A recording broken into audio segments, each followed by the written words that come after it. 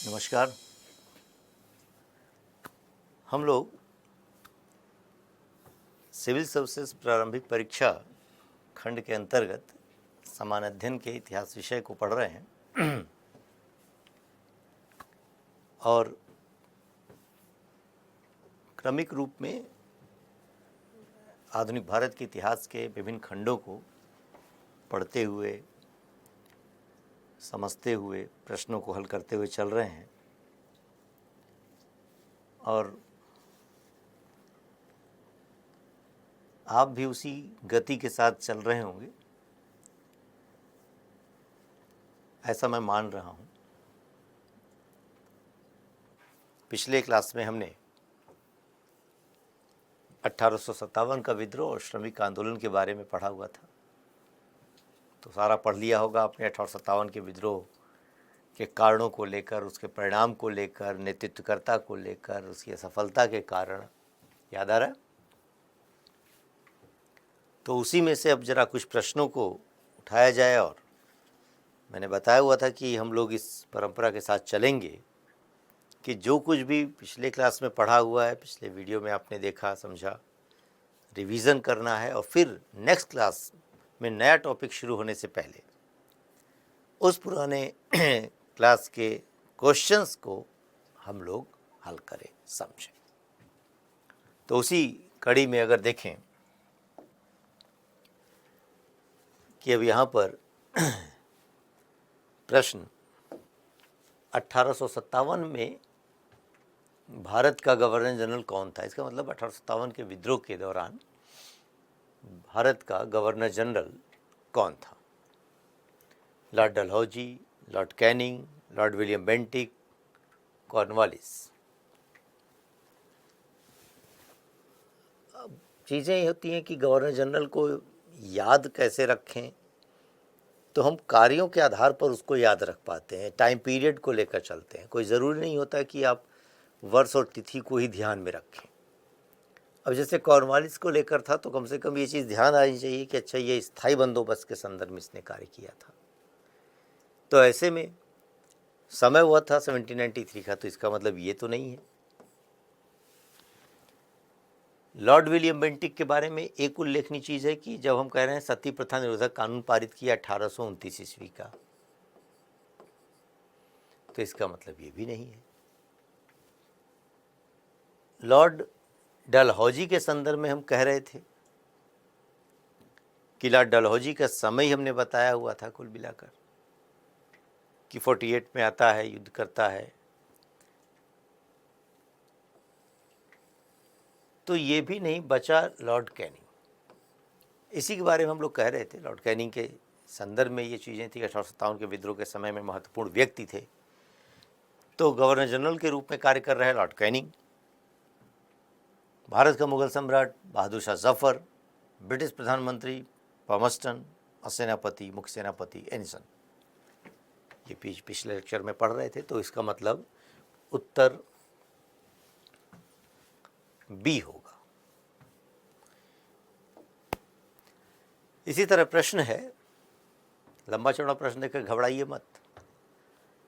1857 की क्रांति के धार्मिक कारणों के संदर्भ में दिए गए कथनों पर विचार कीजिए और कौन सा कथन सत्य है। यानी 1857 के संदर्भ में बात की जा रही है कि धार्मिक कारक कौन से हैं। पहला दिया हुआ, ईसाई मिशनरियों द्वारा हिंदू तथा इस्लाम धर्म पर तीखा प्रहार करना।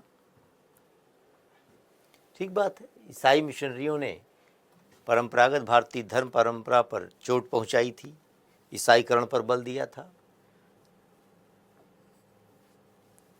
तो ईसाई मिशनरियों द्वारा हिंदू तथा इस्लाम धर्म पर तीखा प्रहार करना, मंदिर और मस्जिद की ज़मीनों पर कर लगाना,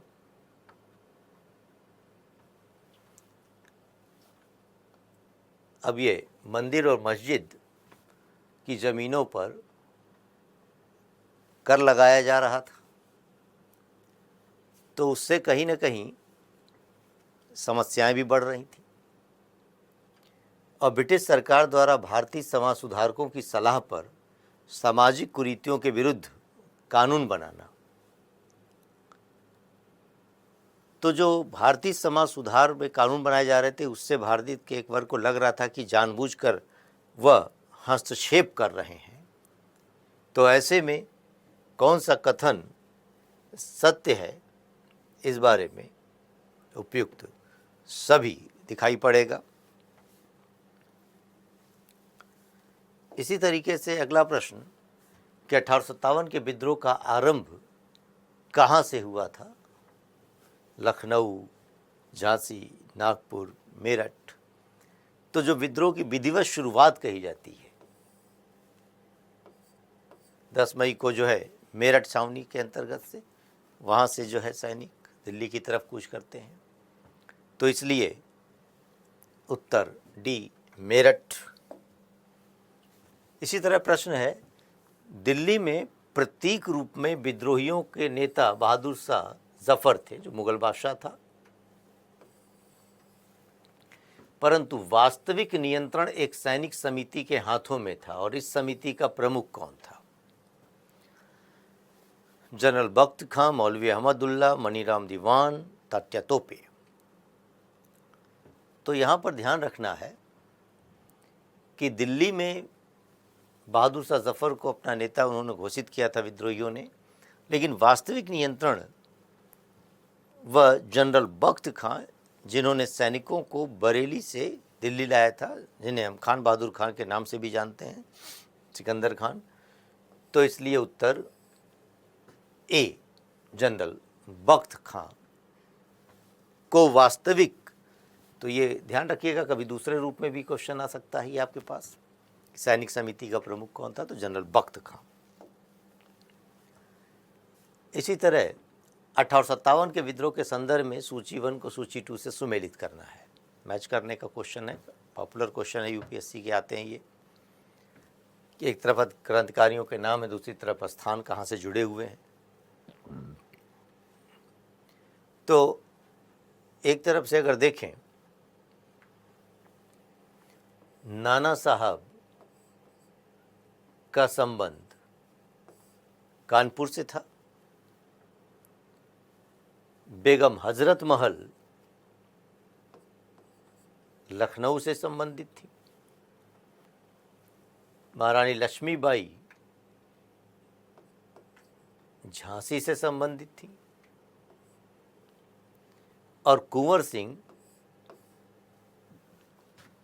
बिहार से संबंधित थे।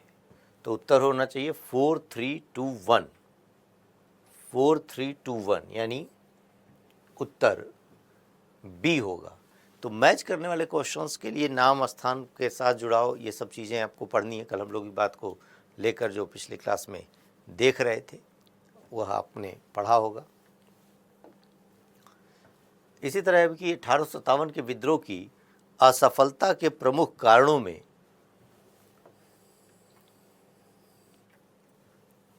तो असफलता के प्रमुख कारण क्या थे ये देखने की ज़रूरत है। पहला है कि यह भारतीय समाज के सभी अंगों और वर्गों को अपने प्रभाव में नहीं ले सका था। ठीक बात है, अनेक लोग इस विद्रोह से अलग थे, मध्य वर्ग भी अलग था, इसलिए कहा जा रहा है कि यह प्रभाव में नहीं ले सका था। तो असफलता का कारण यह था, यह विद्रोह भारत के सभी भागों में नहीं फैल सका था, मुख्यतः उत्तर भारत में केंद्रित था, जो असफलता का कारण बना हुआ था। तो ये बात भी है, ये बात भी है। विद्रोही सत्ता पर अधिकार के बाद लागू किए जाने वाले सामाजिक विकल्प से रहित था, यानी ये विद्रोह सत्ता पर अधिकार के बाद लागू किए जाने वाले सामाजिक विकल्प से रहित था। यानी विद्रोह के पश्चात कैसा व्यवस्था आएगी, क्या चीज़ होगी, इसको लेकर विद्रोहियों के प्रति कोई ऐसा जो है दिमाग में उनका कोई विकल्प नहीं था, तो लोगों को आकर्षित नहीं कर पाया, इसलिए भी यह विद्रोह की असफलता का एक कारण बन जाता है। और फिर विद्रोहियों का अति राष्ट्रवाद की भावना से प्रेरित होना। तो मैंने बताया था कि राष्ट्रीयता की भावना उस काल में नहीं थी, सब अपने अपने क्षेत्रीय हितों से युक्त होकर कार्य कर रहे थे। ये अलग बात है कि उसकी वजह से आगे चलकर राष्ट्रीयता की भावना को बढ़ाने में मदद मिली, लेकिन ऐसा नहीं है कि अति राष्ट्रवाद की कोई भावना वहाँ पर विद्रोहियों में थी। तो असफलता के प्रमुख कारणों में इसका मतलब हुआ 1, 2 और 3, तो उत्तर बी होगा। इसी तरीके से प्रश्न दिया हुआ है कि 1858 में ब्रिटिश संसद द्वारा पारित कानून के संबंध में नीचे दिए गए कथनों पर विचार कीजिए। भारत के गवर्नर जनरल को वायसराय की पदवी दी गई। कह रहा है उपरोक्त में से कौन सा कथन असत्य है? असत्य, ये चीज ध्यान रखनी है बार बार। तो गवर्नर जनरल को वायसराय कहा गया, एकदम ठीक बात है। ये गवर्नर जनरल के साथ एक एग्जीक्यूटिव काउंसिल कार्यकारी परिषद का गठन किया गया था कि 1858 में अधिनियम पारित किया गया था। आगे अलग से हम अधिनियमों की बात करेंगे, वहाँ पर ये विस्तार से भी चीज़ें आएंगी कि एक एग्जीक्यूटिव काउंसिल का गठन किया गया था और यह एग्जीक्यूटिव काउंसिल जो है सदस्य जो होते थे उनकी सलाह पर गवर्नर जनरल कार्य करता था, लेकिन सलाह मानने के लिए बाध्य नहीं था। तो ये भी बात ठीक है। गवर्नर जनरल एग्जीक्यूटिव काउंसिल के महत्वपूर्ण फैसले मानने के लिए बाध्य था, बाध्य नहीं था, सलाहकारी था। वह संस्था सलाह को सुन भी सकता था, स्वीकार भी कर सकता था। तो इसलिए कौन सा कथन असत्य है? अर्थात उत्तर केवल 3। तो ऐसे क्वेश्चंस जब आपके पास आते हैं तो आप तनाव में आ जाते हैं कि क्या करें, मतलब याद ही नहीं आ रहा है, चर्बी वाला कारतूस तो पूरा रटा हुआ है? तो खाली वो नहीं, अब समझने की ज़रूरत होती है। यही चीज़ें हमने कहा कि ज़रा ये क्वेश्चंस का एक लाइन जो आपके लिए थोड़ा सा लग रहा है कि ये चीज़ें एग्जीक्यूटिव काउंसिल को लेकर आगे 1858 का अधिनियम पढ़ रहे होंगे, लेकिन ध्यान रखिए कि कभी भी एग्जीक्यूटिव काउंसिल का कोई भी निर्णय बाध्यकारी हो ही नहीं सकता। हेड ही अपने आप में इच्छा से कार्य करेगा, सलाहकारी हो सकते हैं ये लोग। इसलिए प्रश्न का उत्तर डी दिया। 1857 की क्रांति के बाद सेना के पुनर्गठन के संबंध में कौन सा कथन असत्य है? देखिए फिर आ गया बात, कौन सा कथन असत्य है? तो इसको ध्यान में रखने की जरूरत है कि सेना में भारतीयों के मुकाबले यूरोपियों का भाग बढ़ा दिया गया, यानी अनुपात बढ़ाने का जो प्रयास किया गया था। पढ़ा रहे थे हमने इस चीज़ को आपको कि बंगाल में 2:1 के रेशियो में था और बॉम्बे और बंगाल में 5:2 के रेशियो में बढ़ाया गया था। तो ये बात ठीक दिखाई दे रही है। लिखा है कि भौगोलिक और सैनिक महत्व के स्थान पर केवल यूरोपीय सैनिकों को तैनात किया गया। भौगोलिक और सैनिक महत्व के स्थान पर केवल यूरोपीय सैनिकों को तैनात किया गया। ठीक बात है, जहाँ महत्वपूर्ण क्षेत्र थे वहाँ पर उन्होंने यूरोपीय सैनिकों को ही तैनात किया हुआ था।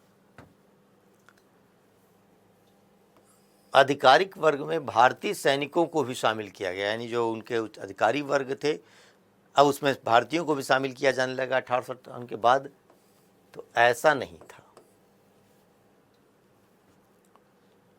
सेना में भर्ती जाति, धर्म और क्षेत्र के आधार पर की जाने लगी। मैंने बताया था कि सेना को, रेजिमेंट को क्षेत्र के आधार पर, जाति के आधार पर विभिन्न टुकड़ियों में बांटा जा रहा था ताकि एकजुटता न पैदा हो सके। तो ये भी बात ठीक नज़र आ रही है, लेकिन कह रहा है कि कौन सा असत्य है कथन, यानी ये वाला गलत जो कथन है आपका, इसका मतलब उत्तर सी होगा। इसी तरह श्रमिक आंदोलन के क्रम में हम देख रहे थे ट्रेड यूनियन मूवमेंट में कि 1918 में प्रथम मजदूर संघ की स्थापना किसने की थी? अब सही उत्तर तक आने के लिए कुछ तो रिकॉल करना पड़ेगा। मैंने कहा था कि थोड़ा फैक्चुअल इंफॉर्मेशन बेस्ड ये टॉपिक था।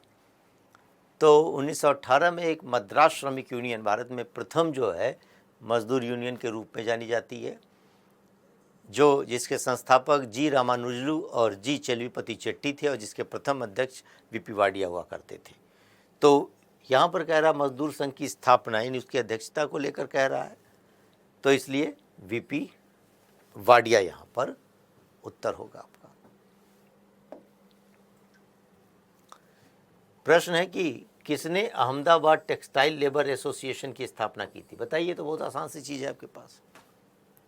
अहमदाबाद टेक्सटाइल लेबर एसोसिएशन की स्थापना 1918 में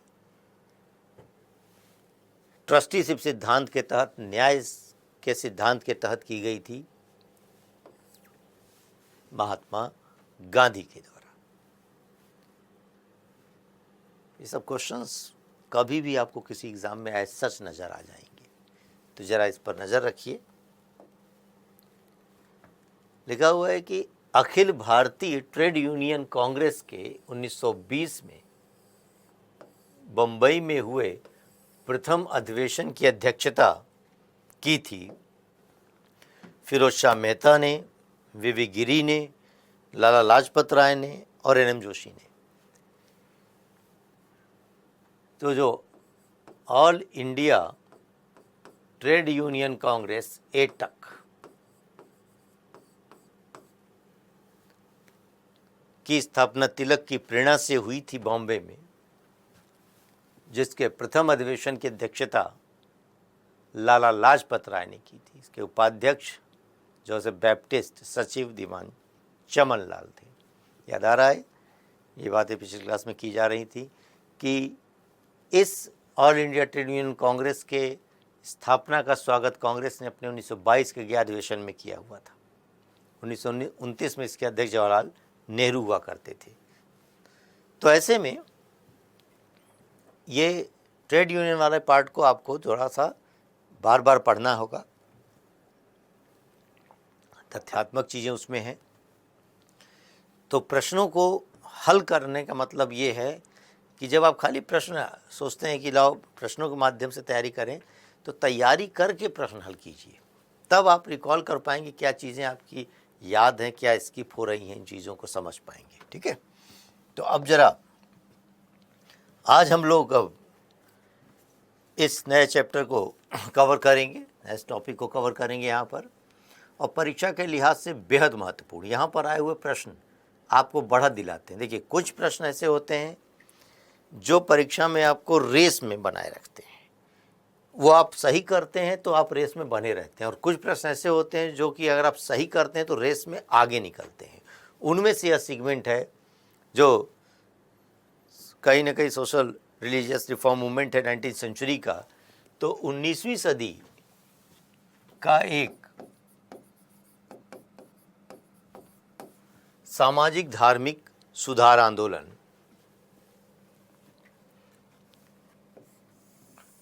अब इसके अंतर्गत हम लोग जरा देखेंगे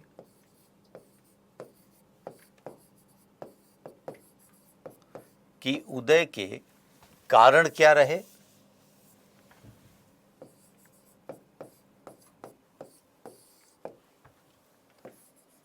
दूसरी चीज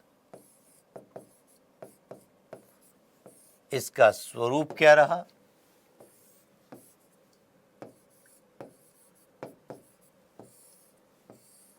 इसका प्रभाव, इसका परिणाम और इसकी सीमाएं क्या रहीं, और तत्पश्चात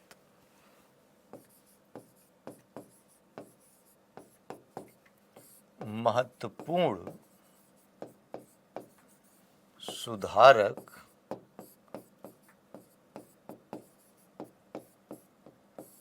एवं संस्थाएं, जिसमें हम राजा राम मोहन राय ब्रह्म समाज, दयानंद सरस्वती आर्य समाज, स्वामी विवेकानंद रामकृष्ण मिशन, सैयद अहमद खां अलीगढ़ आंदोलन, एनी बेसेंट थियोसॉफिकल सोसाइटी, प्रार्थना समाज, यंग बंगाल मूवमेंट, इन सब को कवर कर रहे होंगे अलग से, पर्याप्त। तो सामाजिक धार्मिक सुधार आंदोलन का एक वर्ग यहाँ से यहाँ तक आपको नजर आता है और एक दूसरा वर्ग ये दिखाई पड़ता है। पीटी में प्रश्न दोनों ही सेगमेंट से आपके पास होते हैं कि कुछ महत्वपूर्ण सुधारक और व्यक्तिगत स्तर पर उनके कुछ जो है जीवन से जुड़े पहलू के बारे में, कार्यों के संदर्भ में,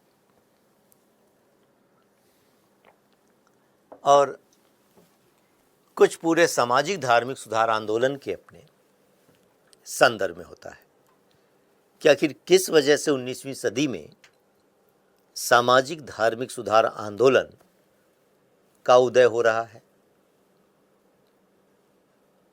इस पूरे आंदोलन के अंतर्गत जो उसकी कुछ प्रमुख विशेषताएं नजर आती हैं, जिनको हम नेचर स्वरूप कह रहे हैं,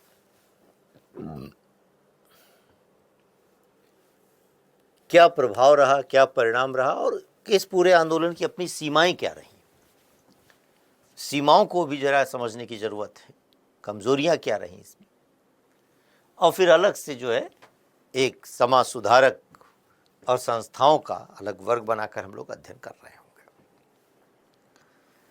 तो सबसे पहली चीज यहीं पर आती है, समझने का ही अब ये बात है।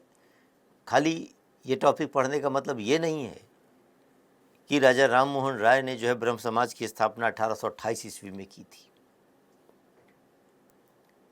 उनका जन्म जो है 1773 में हो रहा है, बंगाल के राधानगर क्षेत्र में हो रहा है, या 74 में हो रहा है। ये रटने और उसकी ज़रूरत नहीं है। यहाँ पर असली मुद्दा है कि आप समझ पाएँ पूरे सुधार आंदोलन को समग्रता के साथ कि आखिर क्या कारण रहा, उदय किस आधार पर हो रहा है। तो पहली चीज़, सामाजिक धार्मिक सुधार आंदोलन 19वीं सदी के अंतर्गत क्यों आ रहा है, तो इस बात को समझ पाएँ कि आधुनिक शिक्षा प्राप्त जो बुद्धिजीवी थे भारत में, कहीं न कहीं उस ब्रिटिश शासनकाल के अंतर्गत आधुनिक शिक्षा का जो यहाँ पर प्रचलन हुआ, तो आधुनिक शिक्षा प्राप्त बुद्धिजीवियों में एक चेतना आ रही है। वो अध्ययन की वजह से उनकी ये समझ बन रही है कि औपनिवेशिक शासन का मूल कारण तो दरअसल भारतीय समाज में मौजूद कुरीतियां हैं। अगर ये कुरीतियां हैं, कमजोरियां हैं, तो इन्हें हमें ही दूर करने की जरूरत होगी। इसका मतलब हुआ कि आधुनिक शिक्षा ने भारत में सामाजिक धार्मिक सुधार आंदोलन को भी दिशा दी। तो आधुनिक शिक्षा प्राप्त जो बुद्धिजीवी थे, उन्होंने इस बात को समझा जाना कि भारतीय समाज में कुरीतियां व्याप्त हैं और जो यहाँ पर औपनिवेशिक शासन का कारण है, तो क्यों ना इन कुरीतियों को दूर किया जाए और औपनिवेशिक शासन से अपने आप में फिर हम जो है इस नियंत्रण से मुक्ति भी मिलेगी। इस क्रम में सामाजिक धार्मिक सुधार आंदोलन अर्थात कुरीतियों को दूर करने का प्रयास शुरू होता है। इसी तरीके से भारत में ईसाई मिशनरियों का बड़ी संख्या में आगमन, तो ईसाई मिशनरियों ने भारत में ईसाईकरण पर बल दिया था, ईसाई धर्म के अपनाने पर बल दिया था, धर्मांतरण करवा रहे थे। तो ईसाईकरण की प्रवृत्ति ने भी भारतीयों को अपने धर्म और संस्कृति को बचाने के लिए प्रेरित किया। दरअसल ईसाई मिशनरियां भारत के अपने पिछड़ेपन का कारण उसके अपने परंपरागत धर्म और समाज में मौजूद कुरीतियों को ही लेकर उद्घाटित करती थी। ऐसे में ईसाई मिशनरीज के ईसाईकरण की प्रवृत्ति और उनके द्वारा भारतीय धर्म और समाज की बुराई करना, भारतीय धर्म और समाज के अंतर्गत मौजूद कुरीतियों को यह कहकर भारतीयों को असभ्य बतलाना, इसकी वजह से भारत के अंदर सुधारकों की प्रतिक्रिया सामने आई कि नहीं, हम अपने समाज और धर्म की कुरीतियों को दूर करेंगे। इस क्रम में भी सामाजिक धार्मिक सुधार आंदोलन आगे बढ़ता है। पाश्चात्य मानवतावादी चिंतन ने, पश्चिमी मानवतावादी चिंतन का मतलब कि मानव की एकता पर बल दिया जाता था। तो भारत में जिस तरीके से वर्ण व्यवस्था, छुआछूत, जाति प्रथा जैसी चीज़ें थीं जो मानव मानव में भेद रखती थी। तो पश्चिमी मानवतावादी चिंतन से प्रेरित होकर भारत के अंतर्गत भी मानव की एकता पर बल दिए जाने के क्रम में समाज की इन कुरीतियों को दूर करने का प्रयास शुरू हो गया। इसी क्रम में सामाजिक धार्मिक सुधार आंदोलन आगे बढ़ता है। तो समाचार पत्र पत्रिकाओं ने भी जो है सामाजिक धार्मिक सुधार आंदोलन को दिशा दी। अब समाचार पत्र पत्रिकाओं में उल्लेख होता था और सरकार का या ब्रिटिश का दृष्टिकोण भी उसमें आता था। और जब ऐसी कई सारी घटनाएं उल्लेखित होती थी जहां लिखा जाता था कि यहाँ पर वह भारतीय और जानवरों का आना वर्जित है, तो एक तरीके से बड़ा अपमानजनक था भारतीयों के लिए। तो अंग्रेज बुद्धिजीवी जब ये कहते थे कि भारतीय और जानवर का आना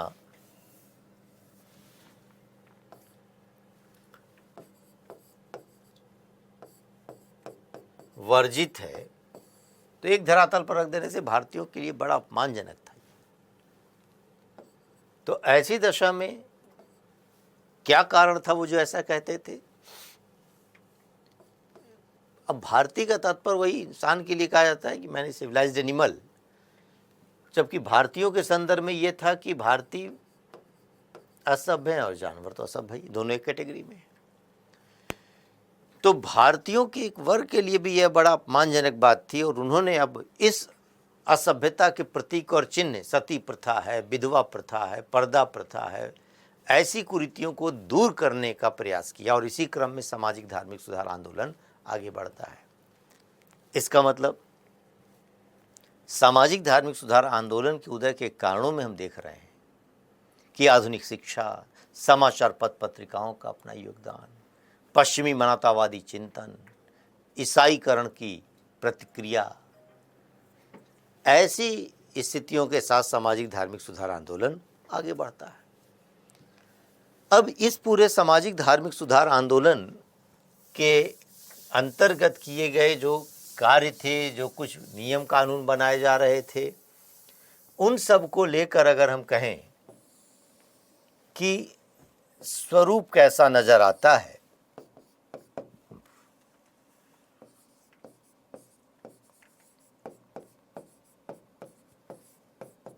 तो सुधारवादी स्वरूप दिखाई पड़ता है। मूलतः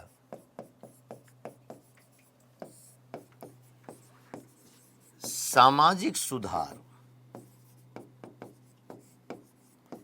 आंदोलन के स्वरूप से हम इसको युक्त देख सकते हैं।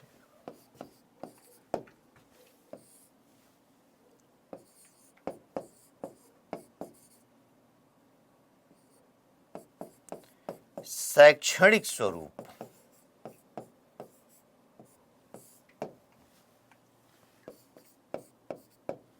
साथ ही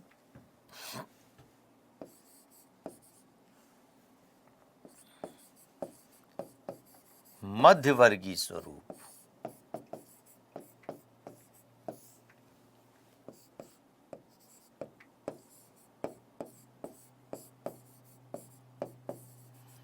नारी मुक्ति स्वरूप,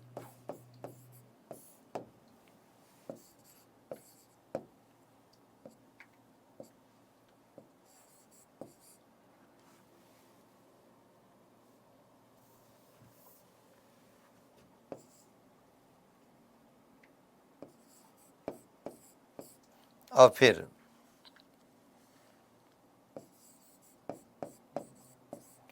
भारतीय पुनर्जागरण के रूप में, और एक बिंदु यहाँ पर यह कि मध्यकालीन भारतीय धर्म सुधार आंदोलन से भिन्न स्वरूप। अब इसका मतलब क्या है, जरा इनको समझ पाएं। यहीं से प्रश्न आपके पास होते हैं, पीटी के क्वेश्चंस भी ऐसे में आते हैं जब, तो कि आखिर सुधारवादी स्वरूप क्या है, सामाजिक सुधार आंदोलन मूलतः कहा जा रहा है। तो समझ लें कि 19वीं सदी के सामाजिक धार्मिक सुधार आंदोलन को सामाजिक एवं धार्मिक कहा जा रहा है। तो समाज और धर्म, अब वह चाहे राजा राम मोहन राय के माध्यम से कहा जा रहा हो कि हिंदू धर्म को स्वच्छ बनाना है,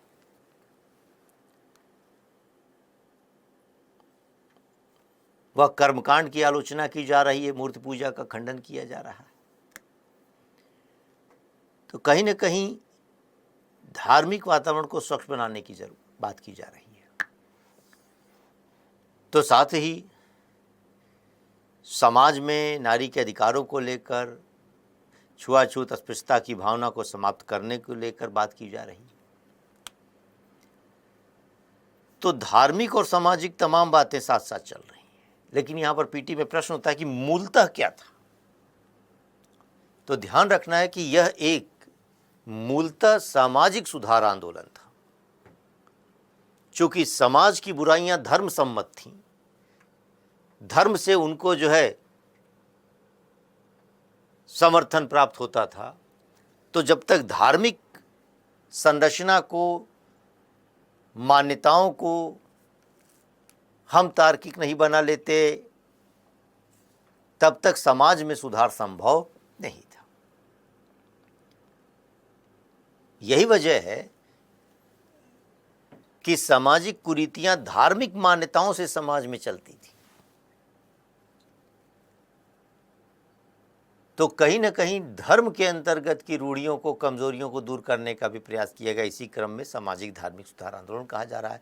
तो मूलतः समाज को सुधारना था, समाज के कुरीतियों को दूर करना था, इस उद्देश्य से कार्य किया जा रहा है। इसलिए मूलतः एक सामाजिक सुधारवादी आंदोलन है। और जब हम कहते हैं सुधारवादी, क्रांतिकारी नहीं, अर्थात सुधारकों ने, जो भी सुधारक है,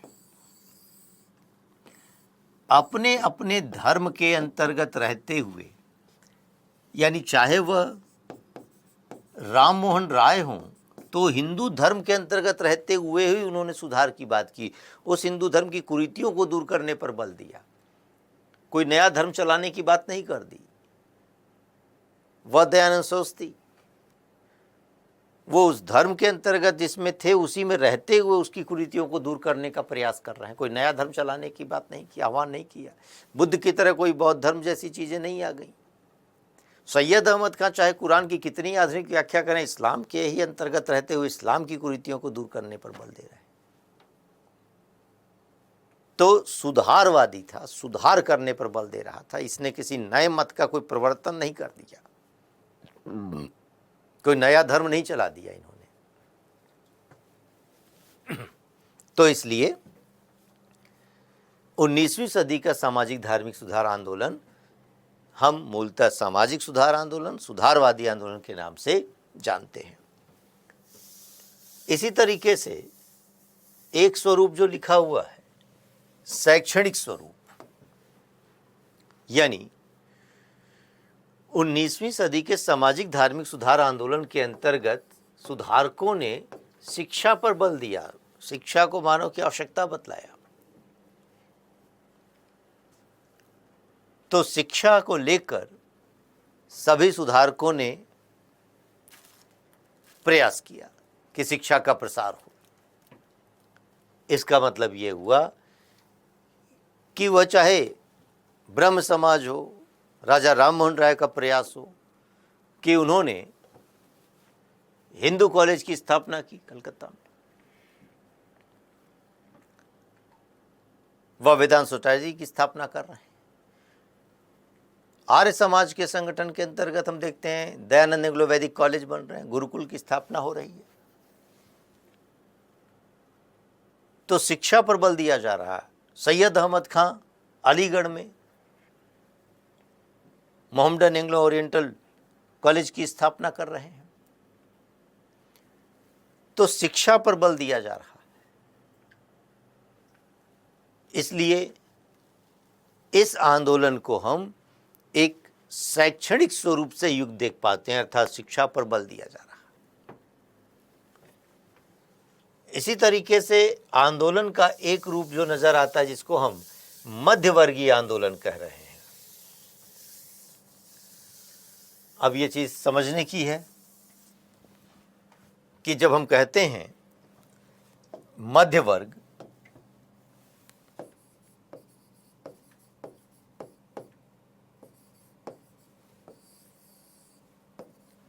तो इसका तात्पर्य एक होता है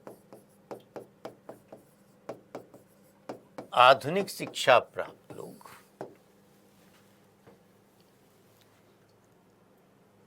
अब आधुनिक शिक्षा प्राप्त लोग को हम दूसरे अर्थों में मध्य वर्ग कहते हैं।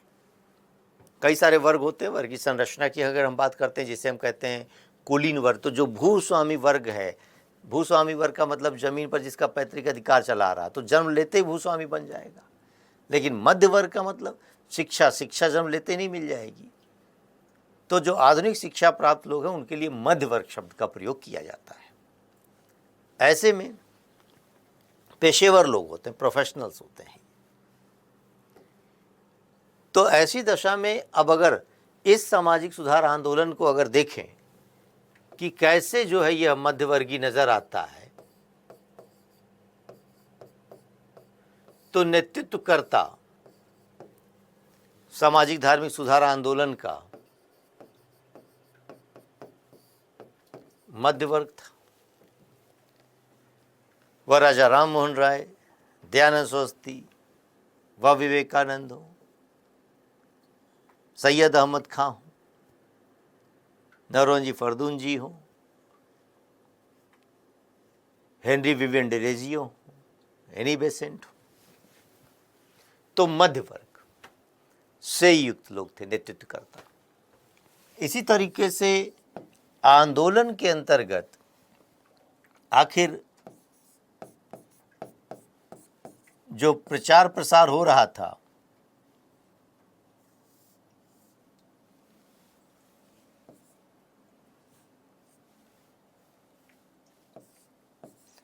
प्रसार के साधन क्या थे, तो हम देख रहे थे कि समाचार पत्र, पुस्तकें। अब ये समाचार पत्र कौन लिख रहा था, पुस्तकें कौन लिख रहे थे, तो मध्य वर्ग, शिक्षित वर्ग। इसका प्रसार भी नगरीय क्षेत्रों तक था। अब समाचार पत्र पत्रिकाएं ग्रामीण क्षेत्रों में तो नहीं जाएंगी, तो नगरीय क्षेत्रों तक प्रसार है। इसलिए इसका स्वरूप अब आखिर ये समाचार पत्र पुस्तकें कौन लिख रहा है, शिक्षित लोग लिख रहे हैं। कौन लोग पढ़ेगा, शिक्षित लोग पढ़ेंगे। तो एक सीमित दायरे में है, इसी को मध्य वर्गीय कहा जा रहा है। तो साथ ही अगर देखा जाए तो नगरों में ही जो है ये शिक्षण केंद्रों की स्थापना कर रहे हैं।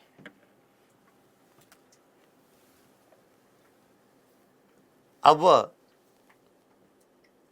विवेकानंद भी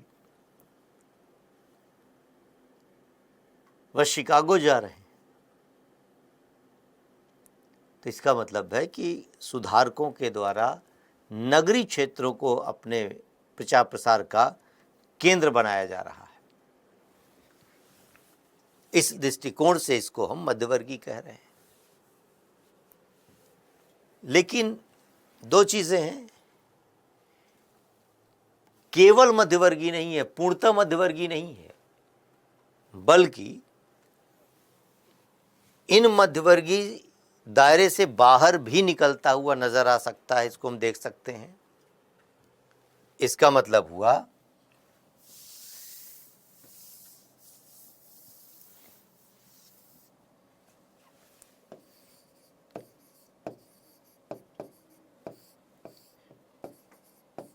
प्रभाव के स्तर पर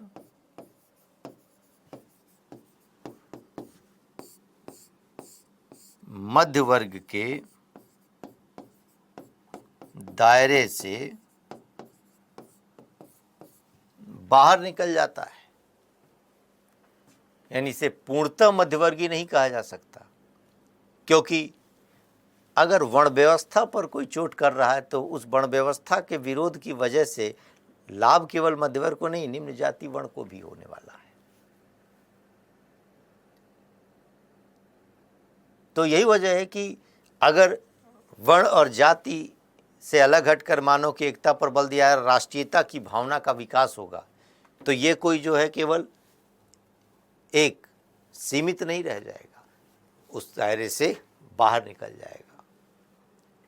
तो यही वजह है कि सामाजिक धार्मिक सुधार आंदोलन को हम मध्यवर्गीय स्वरूप से युक्त कहते हैं, लेकिन केवल यह पूर्णतः मध्यवर्गीय स्वरूप नहीं था, मध्यवर्गीय स्वरूप से अलग लोकप्रिय स्वरूप का धारण करता दिखाई देता है।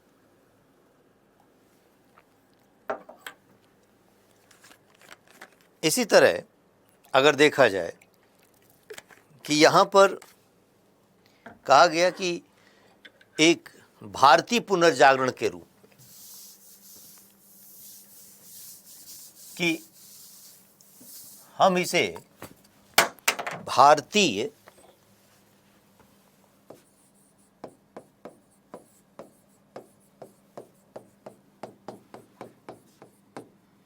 पुनर्जागरण के रूप में भी देखते हैं। अब भारतीय पुनर्जागरण के रूप का मतलब क्या हो गया कि जैसे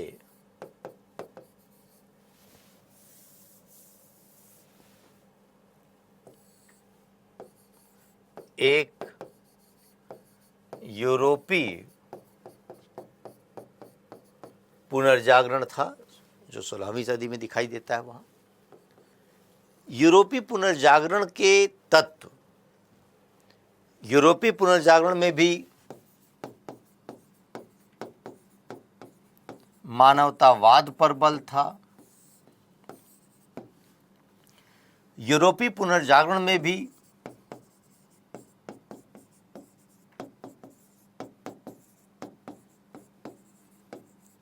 आधुनिक शिक्षा पर बल दिया जाता था,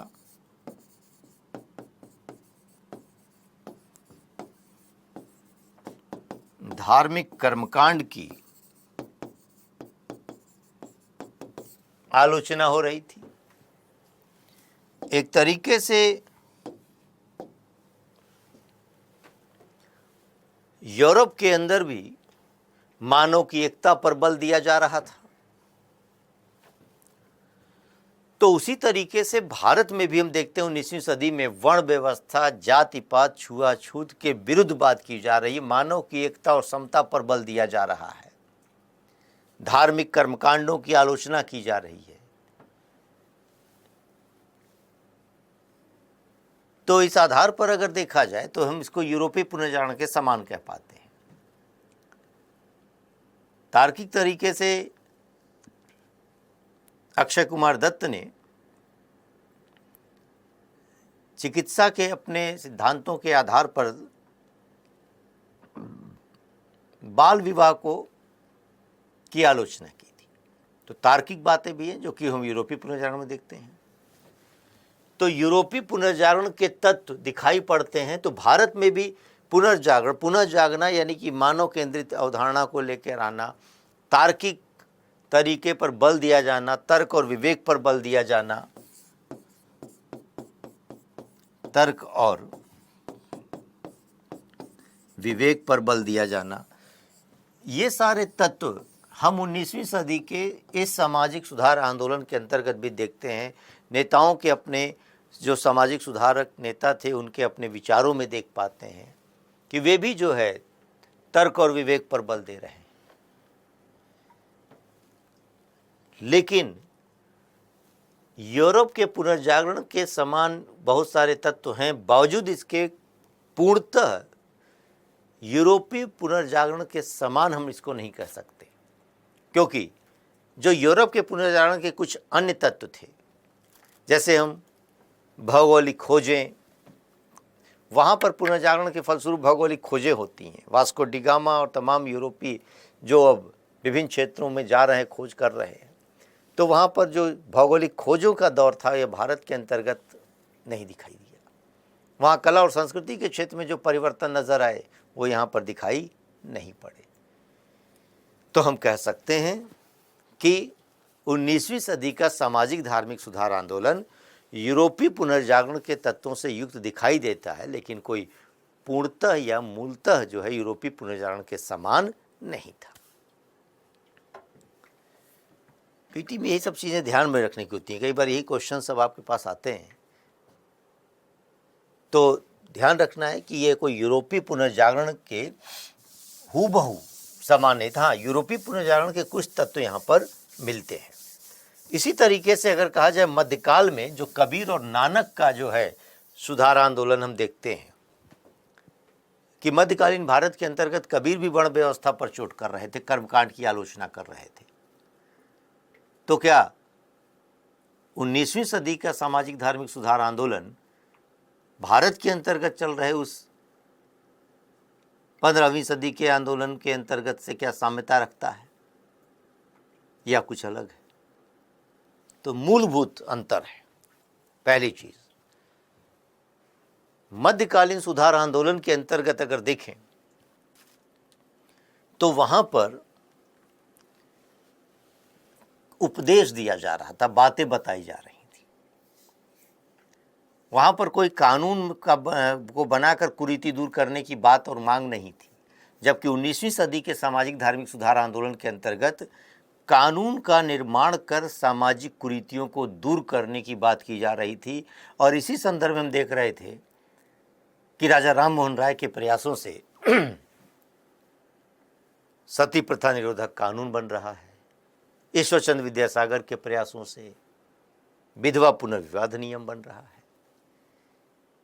तो इसका मतलब हुआ कि मध्यकाल के भारत में सामाजिक कुरीतियों को दूर करने के लिए कोई कानून का निर्माण की बात नहीं की गई थी, जबकि 19वीं सदी में ऐसा किया जा रहा था। दूसरी बात कि 19वीं सदी के अंतर्गत पश्चिमी अवधारणा से प्रेरित होकर आधुनिक शिक्षा पर बल दिया जा रहा था, शिक्षण केंद्रों की स्थापना की जा रही थी। मध्यकाल के सुधार आंदोलन में हम देखते हैं पश्चिमी प्रेरणा वाला चीज़ नहीं था और न ही वहाँ आधुनिक शिक्षा या शिक्षण केंद्रों की कोई स्थापना थी। तो ये मूल अंतर है। और फिर एक स्वरूप जो दिखाई देता है, एक स्वरूप दिखाई देता है जिसको हम कह रहे हैं नारी मुक्ति। अब ध्यान रखना है, यह नारी मुक्ति नारी से मुक्ति नहीं है, नारी मुक्ति आंदोलन। तो नारी मुक्ति का तात्पर्य क्या हो गया? हम 19वीं सदी के सामाजिक सुधार आंदोलन के केंद्र में नारी को देख पाते हैं। जो अब इसका तात्पर्य समझें, जो कुरीतियां हैं, अगर ये कुरीतियों को हम कहें सती प्रथा, पर्दा प्रथा, विधवा प्रथा,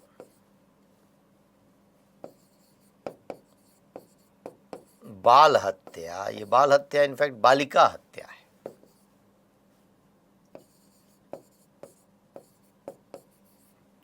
बहुपत्नी प्रथा और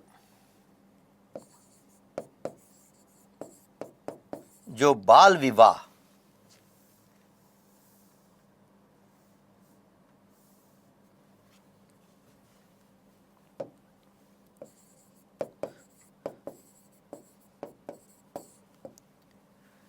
ये साथ में देवदासी प्रथा, ये नारी से संबंधित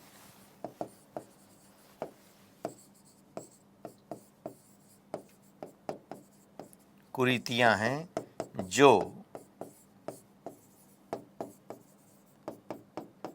नारी अधिकारों को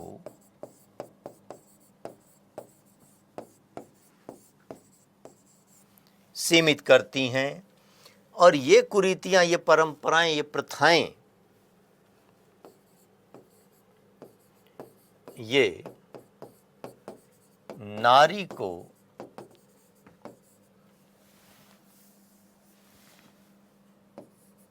बंधन में रखती हैं।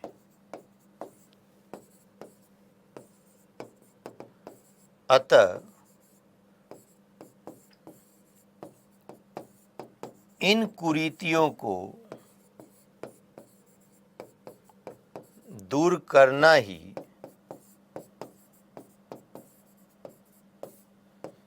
नारी मुक्ति का प्रयास है। अब समझ में आनी चाहिए बातें कि ये कुरीतियां कि एक नारी के अधिकारों को सीमित करती हैं, बंधन में रखती हैं, एक समाज के अपने दायरे में उसको सीमित कर देती हैं कि पर्दा प्रथा, व्यक्तित्व का हनन, सती प्रथा, जीवन जीने के अधिकार से वंचित किया जा रहा है, बाल विवाह, तो बालिका विवाह की बात है। परंपरागत भारतीय समाज के अंतर्गत जिस तरह की मान्यता थी कि एक आदर्श विवाह कन्या के लिए उसकी उम्र जो है वह 8 से 10 वर्ष कहा जा रहा था, तो बालिका के विवाह का तात्पर्य ये हो गया कि यही वजह है कि वो अपने अधिकारों के प्रति सजग हो ही नहीं, अधीनता की स्थिति में रहेगी, तो शिक्षा का अधिकार नहीं रहेगा। तो ऐसी दशा में बहुपत्नी प्रथा, एक व्यक्ति और उसके अनेक पत्नियां, ये परंपराएं और प्रथाएं नारी को बंधन में रख रही थी।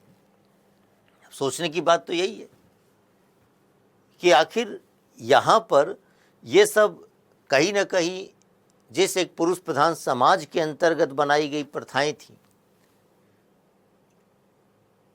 तो ऐसे में ये प्रथा अब सता प्रथा कोई नहीं कर रहा था। पत्नी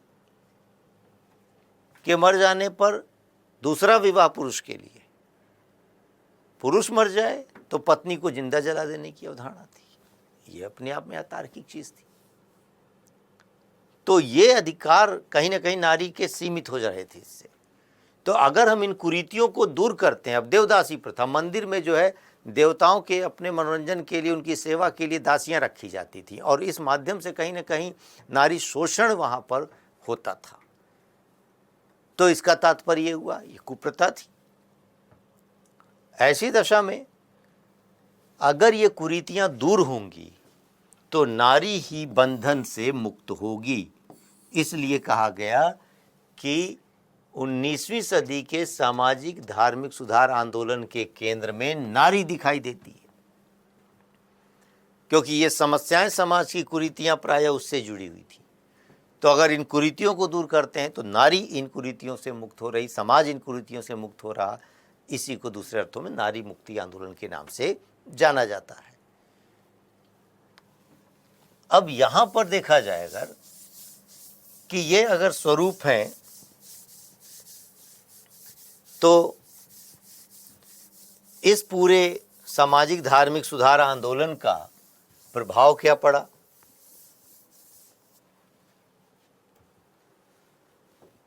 किस रूप में इसका परिणाम समाज पर दिखाई देता है। तो देखा जाएगा तो सामाजिक धार्मिक सुधार आंदोलन ने जाति प्रथा, वर्ण व्यवस्था, छुआछूत की आलोचना की और मानव की एकता पर बल दिया। एकता पर बल देने के क्रम में राष्ट्रीयता की भावना को बढ़ावा मिलेगा। यानी अभी तक जो समाज विभाजित था, अगर इस वर्ण और जाति धर्म के आधार पर बटे हुए समाज के अंतर्गत मानव की एकता पर बल दिया जा रहा है, तो इसको राष्ट्रीय एकता पर बल देने की बात की जा रही है। तो इसको कहा जाएगा सामाजिक धार्मिक सुधार आंदोलन की वजह से राष्ट्रीयता की भावना को बढ़ावा मिला। हम आगे राष्ट्रवाद का उद्भव पढ़ेंगे तो बात करेंगे कि एक इकाई या क्षेत्र के अंतर्गत रहने वाले लोगों में एकता की भावना। साथ में आधुनिक शिक्षा का प्रचार प्रसार भी होने लगा। आधुनिक शिक्षा के प्रचार प्रसार को बढ़ावा दिया जा रहा है, चूंकि अब शिक्षा पर बल दिया जा रहा था। अनेक शिक्षण केंद्रों की स्थापना हो रही है।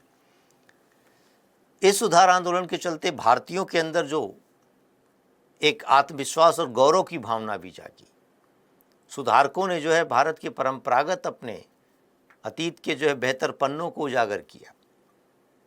तो जो अभी तक पश्चिमी बुद्धिजीवी ईसाई मिशनरियाँ ये कह रही थी कि भारतीय असभ्य हैं, निकृष्ट हैं, उसकी तुलना में जो है भारतीयों के अंदर ये गौरव और सम्मान की भावना जागी कि नहीं, हम पहले अतीत के पन्नों के स्तर पर कितने बेहतर थे।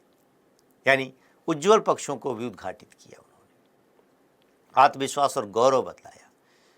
दयानंद सरस्वती जैसे लोग और फिर आर्य समाज के अंतर्गत जब स्वराज, स्वदेशी की भावना और भारत भारतीयों के लिए नारा दिया जा रहा हो, तो यह स्वाभाविक सी चीज़ है कि राष्ट्रीयता की भावना का इससे विकास होगा। कानून के माध्यम से कुरीतियों को दूर करने की बात की जा रही है। इसका मतलब कानून निर्माण के लिए भी जो है एक आधार बनता है। यहाँ पर नारी मुक्ति की अवधारणा व्यवहारिक रूप में दिखाई पड़ने लगती है। तो सामाजिक धार्मिक सुधार आंदोलन का अपना ये जो प्रभाव है, जागरूकता समाज में आने लगी। लेकिन इस सामाजिक सुधार आंदोलन की कमजोरियां क्या रहीं, कमियां क्या रहीं? कमजोरियां ये रहीं कि इसमें जो है सभी अपने अपने धर्म में रहकर खाली अपने धर्म के लोगों की बात कर रहे थे। राजा राम मोहन राय हिंदू धर्म के अंतर्गत स्वच्छ बनाने की बात कर रहे थे, तो सैयद अहमद खां कुरान की अपनी आधुनिक व्याख्या कर रहे हैं। दयानंद सरस्वती वेदों की ओर लौटो की बात कर रहे हैं। कोई एक ऐसा नहीं जो समग्र पूरे जो है धर्म के लोगों को जो है अपील करता हो। ये कमजोरी है। साथ में कमजोरी एक यह भी रही कि जो हिंदू सुधारक थे वो हिंदू धर्म के अतीत के पन्नों पर ज़्यादा बल देने लगे, वेदों की ओर लौटो। तो जो मुस्लिम है वो अपनी जो है परंपरा को पश्चिम एशिया में देखने लगा। इससे सांप्रदायिकता को भी बढ़ावा मिलेगा। कुल मिलाकर देखा जाए तो यह सामाजिक धार्मिक सुधार आंदोलन की अपनी कुछ कमजोरियां रहीं कि मध्यवर्गीय स्वरूप से युग दिखाई देता है, सीमित नगरीय क्षेत्रों तक के लोगों को प्रभावित कर रहा था। बावजूद इसके सामाजिक धार्मिक सुधार आंदोलन ने भारतीयों के अंदर आत्मविश्वास जगाया, राष्ट्रीयता की भावना पैदा की, आधुनिक शिक्षा के प्रचार प्रसार को बढ़ावा दिया। यही इसकी अपनी मुख्य भूमिका है। अब यहीं पर जो है तो समझने की जरूरत है, हम लोगों ने जो अभी बात किया कि उदय के कारण क्या है,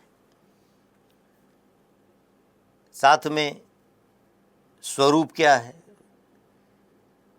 सुधारवादी स्वरूप है, मूलतः सामाजिक सुधार आंदोलन का था, शैक्षणिक स्वरूप है, नारी मुक्ति स्वरूप है,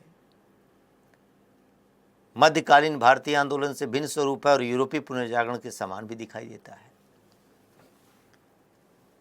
और फिर प्रभाव और साथ में कुछ कमजोरियां।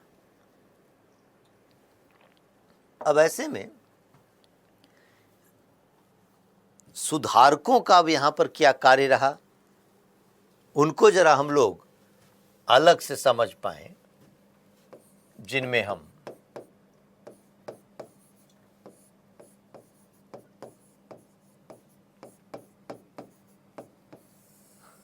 राजा राम मोहन राय,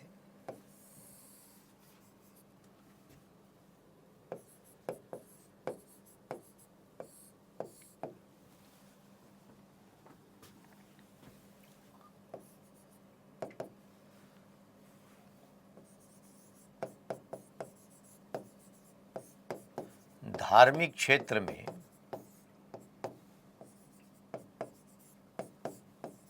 इनके कार्य या उपलब्धियां,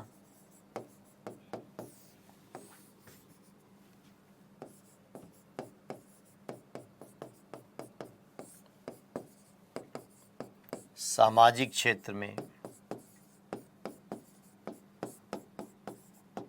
शिक्षा एवं पत्रकारिता के क्षेत्र में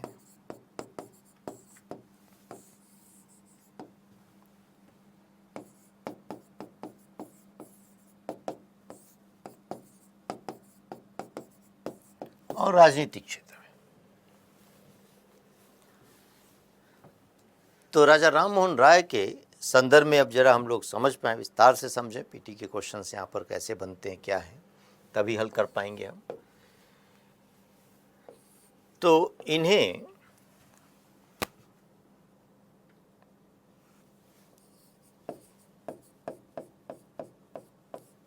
नवजागरण का अग्रदूत कहा जाता है।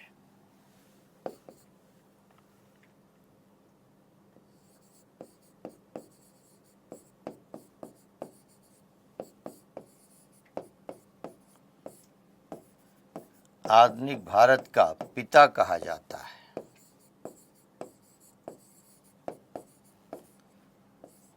नव प्रभात का तारा कहते हैं इनको।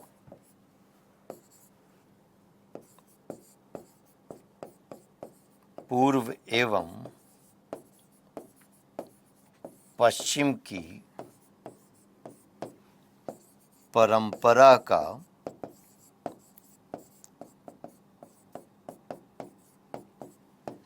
संश्लेषणकर्ता कहा जाता है।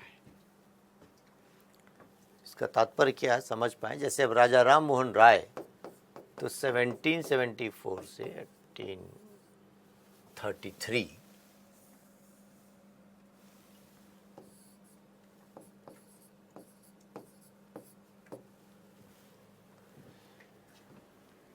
तो राजा राम मोहन राय के संदर्भ में इनको कहा जा रहा नव जागरण का अग्रदूत। ये एक तरीके से अग्रदूत हैं कि इन्होंने जो है जिस परंपरा की शुरुआत की वही अब सामाजिक धार्मिक सुधार आंदोलन का मार्ग बन गया। तो सोचने की बात यह है कि 1833 ईस्वी में इनकी मृत्यु हो गई। उस समय तक भारत का ब्रिटिश साम्राज्य अभी पूर्णतः विस्तृत भी नहीं हुआ था। तो औपनिवेशिक शासन काल में ही इन तमाम क्षेत्रों के अंतर्गत जो कार्य उन्होंने किया उसी परंपरा को अन्य सुधारकों ने आगे बढ़ाया। इसलिए इनको अग्रदूत कहा जा रहा है, नव जागरण का अग्रदूत, कि भारत के अंतर्गत किस तरीके से उन्होंने एक आधुनिक भारत के निर्माण की अवधारणा सामने रखी। तो आधुनिक भारत का पिता कहा जा रहा है। नव प्रभात का तारा एक तरीके से एक प्रकाशित करने के लिए शब्द कहा जा रहा है। पूर्व और पश्चिम की परंपरा का संश्लेषण करता, यानी पश्चिम परंपरा और भारतीय परंपरा को साथ लेकर चलने का दृष्टिकोण, दोनों को मिलाने का दृष्टिकोण, ये उनका अपना एक नजरिया है। उन्होंने धार्मिक क्षेत्र के अंतर्गत जो उनके विचार हैं, कार्य हैं, देखा जाए अगर तो राजा राम मोहन राय के लिए कहा जाता है कि उन्होंने आधुनिक शिक्षा पर बल दिया। वह एक डच घड़ी निर्माता के कार्य करने वाले डेविड हेयर के सहयोग से हिंदू कॉलेज की स्थापना किया। तो साथ ही मातृभाषा की शिक्षा पर बल दिया। बंगला वर्णमाला के विकास का श्रेय दिया जाता है। तो इसी को पूर्व पश्चिम की परंपरा का मिश्रण कह रहे हैं। ईसाई धर्म के अंतर्गत ईसा मसीह के नैतिक जो वचन थे, मूल्य थे, उनकी प्रशंसा करते हैं। तो ईसाई धर्म के अंतर्गत आ गई कुरीतियों की आलोचना भी करते हैं।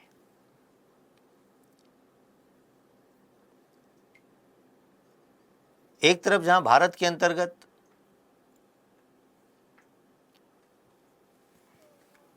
वह किसानों के ऊपर हो रहे जमींदारों के शोषण के विरुद्ध भी बात कहते हैं, तो साथ में आयरलैंड के जमींदारों के शोषण की आलोचना भी करते हैं। अंतर्राष्ट्रवाद भी नजर आता है। इसका मतलब यही है कि अब एक लाइन में समझ पाएं कि अगर कहा जाए कि राजा राम मोहन राय आधुनिकीकरण के समर्थक थे, पश्चिमीकरण के नहीं। अब यहां दो शब्द है। यह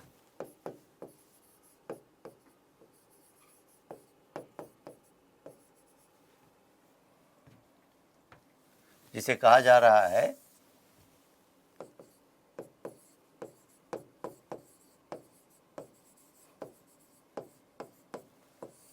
पश्चिमीकरण, इसका क्या मतलब होता है?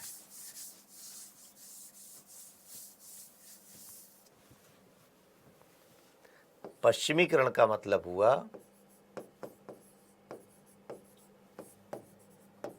पश्चिम के मूल्य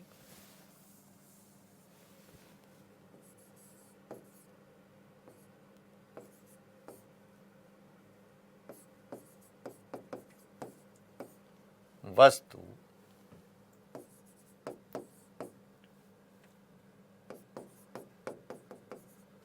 को श्रेष्ठ मानकर आंख मूंद कर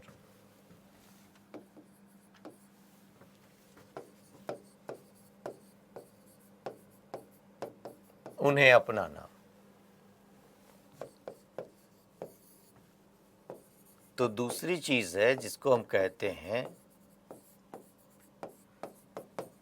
आधुनिकीकरण। इसका मतलब हुआ पश्चिम के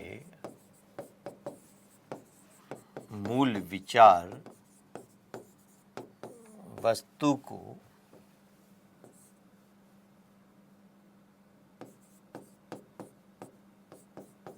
तर्क एवं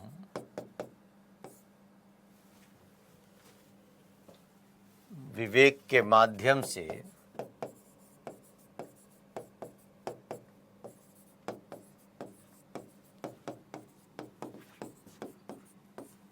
आवश्यकतानुसार अपनाना, सोच विचार कर अपनाना। अब ये दो शब्द हैं, प्रायः प्रयुक्त होते हैं और इनको समझने की जरूरत है कि पश्चिम के ही मूल्य वस्तु, यहां पर भी वही चीजें हैं।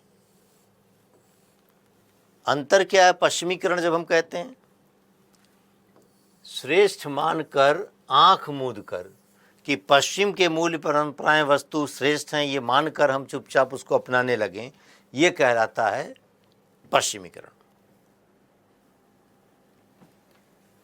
और आधुनिकीकरण पश्चिम के मूल्य विचार वस्तु को तर्क और विवेक के माध्यम से आवश्यकता अनुसार अपनाना है। पश्चिम की चीजें अगर, लेकिन खाली इस आधार पर अपनाना कि वो श्रेष्ठ हैं, तो उनको अगर हम ऐसे ही आंख मूंद कर अपना रहे हैं तो यह जो है पश्चिमीकरण है।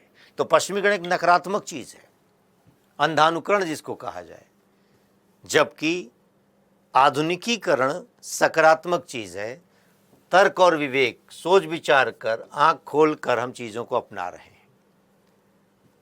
तो राजा राम मोहन राय आधुनिकीकरण के समर्थक थे, यानी पश्चिम की परंपरा मूल्य को भी अपनाने की बात करते थे,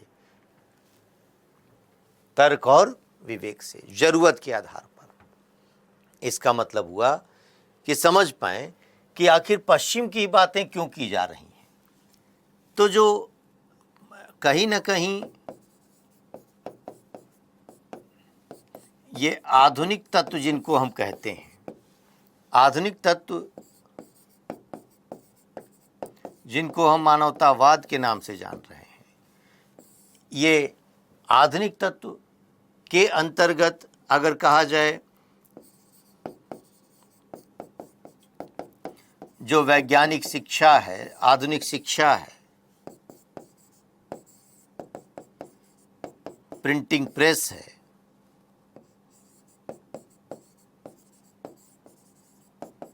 मानव अधिकार की बात है,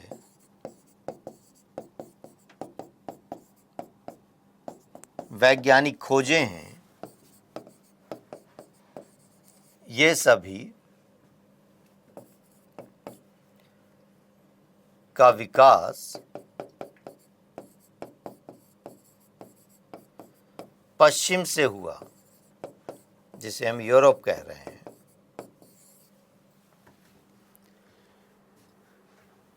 चूंकि वहां पुनर्जागरण चेतना के आने के साथ ही यह मानवतावादी तर्क और विवेक की प्रवृत्ति, आधुनिक शिक्षण केंद्रों की स्थापना व तर्क और विवेक को प्रोत्साहन देने से वैज्ञानिक खोजों को बढ़ावा मिला, प्रिंटिंग प्रेस का विकास हो रहा, मानव अधिकारों की, लोकतांत्रिक मूल्यों की, जो विभिन्न प्रतिनिधि सदन की अवधारणाएं हैं, ये सारी वहाँ से आई।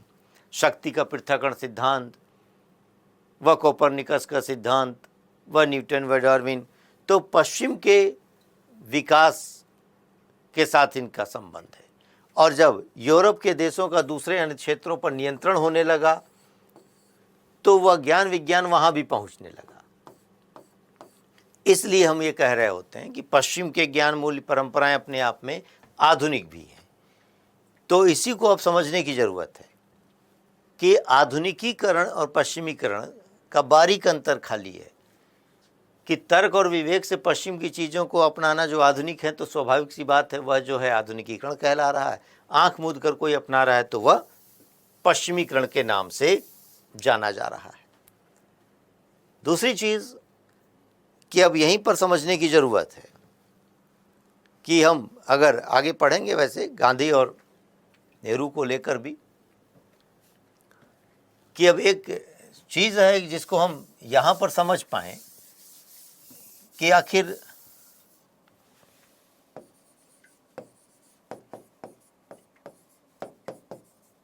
धर्मनिरपेक्षता का तात्पर्य क्या है, कितना आधुनिक है, कितना जो है पश्चिमीकरण है।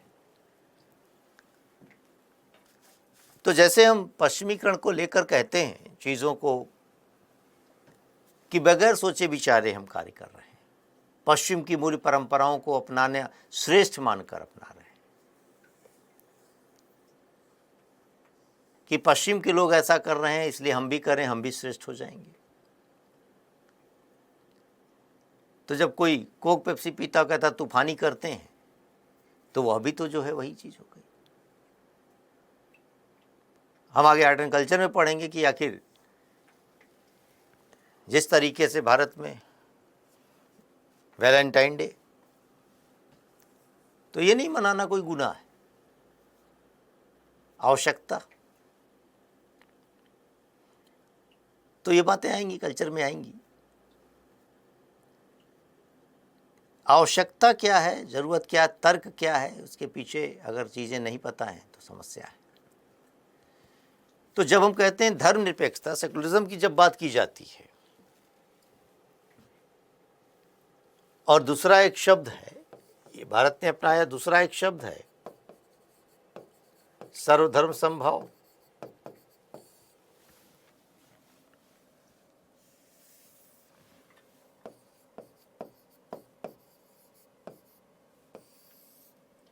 जो गांधी लेकर चलते थे। अब भारत में जो है, मतलब कहीं न कहीं संविधान में भी पंथ निरपेक्षता शब्द का प्रयोग किया जाता है। तो पहली चीज समझ पाएं कि जब हम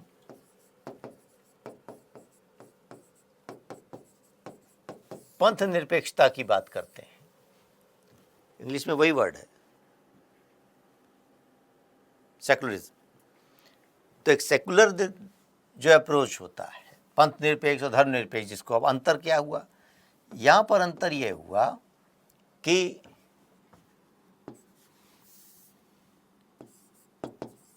पंथ, संप्रदाय और धर्म, ये कड़ियां हैं। विकसित रूप है उच्च स्तर पर धर्म, तो पंथ न्यूनतम इकाई हो गई, एक कल्ट, एक सेक्ट और रिलीजन। तो जो भी धर्म है वो आरंभिक स्तर पर यहां पर रहा, दायरा इसका सीमित, इसकी विशेषताएं प्रमुख नहीं हो पाई, ये इसी स्तर पर रह गया। अगर कहा जाए कि यह एक बीज है पंथ और धर्म उसी का विकसित रूप है, तो हर एक वृक्ष निश्चित तौर पर बीज रहा, लेकिन हर बीज वृक्ष नहीं बन सका। जैसे हम कहते हैं, इसका मतलब समझ पाए, कबीरपंथी कहते हैं। जब बौद्ध धर्म की बातें आती हैं तो बौद्ध धर्म के विचार आरंभिक स्तर पर सीमित थे, लेकिन धीरे धीरे उनके विचार लोकप्रिय होने लगे, संप्रदाय बन गया, और फिर एक धर्म की अपनी सांची खासी विशेषता की, एक पवित्र पुस्तक की अवधारणा, पवित्र स्थान की अवधारणा, एक उसमें देवता की अवधारणा, धर्म का हो गया।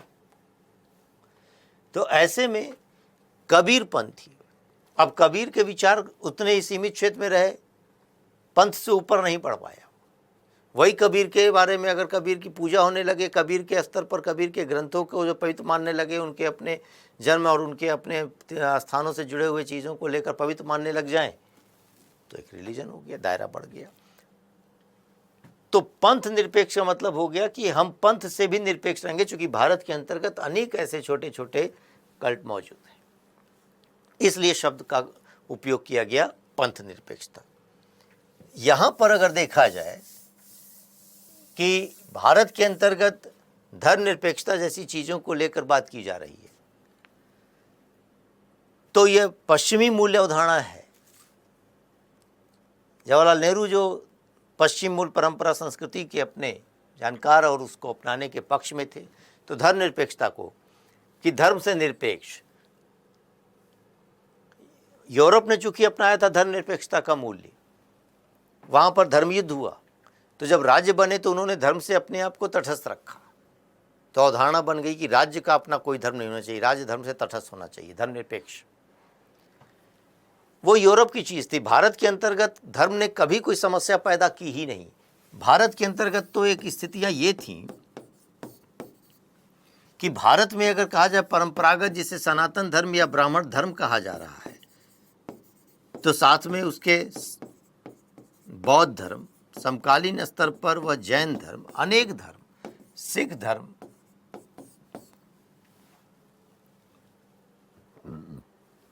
लोग अपने अपने मतों को दे रहे थे।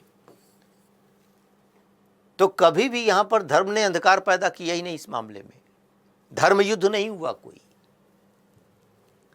सबको अपने अपने मतों को प्रचारित करने का मौका था। लोग कहते थे, जाते थे। एक धार्मिक स्तर पर शासक अशोक बौद्ध मतानुयायी है, लेकिन ब्राह्मण धर्म के प्रति सहिष्णुता रखता है। गुप्त शासक ब्राह्मण मत के पोषक थे, बौद्ध धर्म के प्रति भी सहिष्णुता थी। तो धर्म को लेकर कभी टकराहट इस रूप में नहीं आई। तो सर्वधर्म समभाव था, सभी धर्मों के प्रति समान भाव था। ऐसे में भारत में व्यवहारिक रूप से देखा जाए तो अभी भी सर्वधर्म समभाव की ही नीति है। तो कहीं ना कहीं हम व्यवहारिक स्तर पर सर्वधर्म समभाव के साथ चल रहे होते हैं, सभी धर्मों के प्रति समान भाव रखते हुए। तो ये तो ऐसी कुछ कंसेप्चुअल बातें थी। यहाँ पर अब समझने की बात है कि राजा राम मोहन राय आधुनिकीकरण के समर्थक थे, पश्चिमीकरण के नहीं। तो उन्होंने विभिन्न क्षेत्रों के अंतर्गत जो कार्य किया, अगर देखा जाए कि धार्मिक स्तर पर उन्होंने मूर्ति पूजा, कर्मकांड की आलोचना की। राजा राम मोहन राय के अगर हम बारे में चर्चा करें, बात करें, तो आरंभिक स्तर पर बंगाल के अंतर्गत जन्म लिए और फिर शिक्षा दीक्षा संस्कृत में, अरबी में, फारसी में प्राप्त किए और तत्पश्चात अंग्रेजी, फ्रेंच, जर्मन इन भाषाओं के जानकार हुए और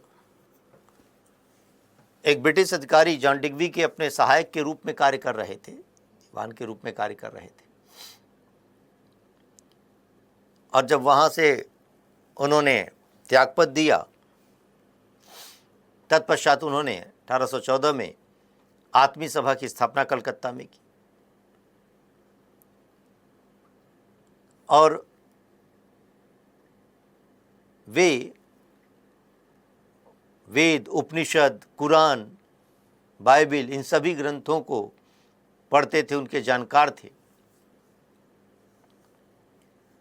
तो उन्होंने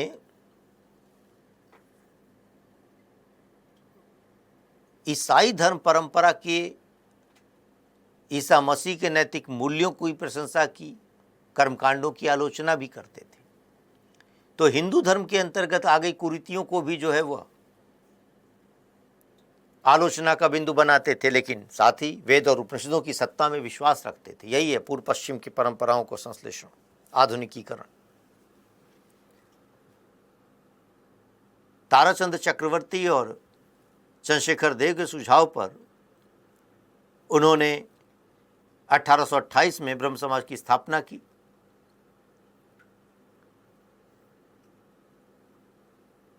यूनिटेरियन चर्च की स्थापना के साथ भी वे जुड़े रहे।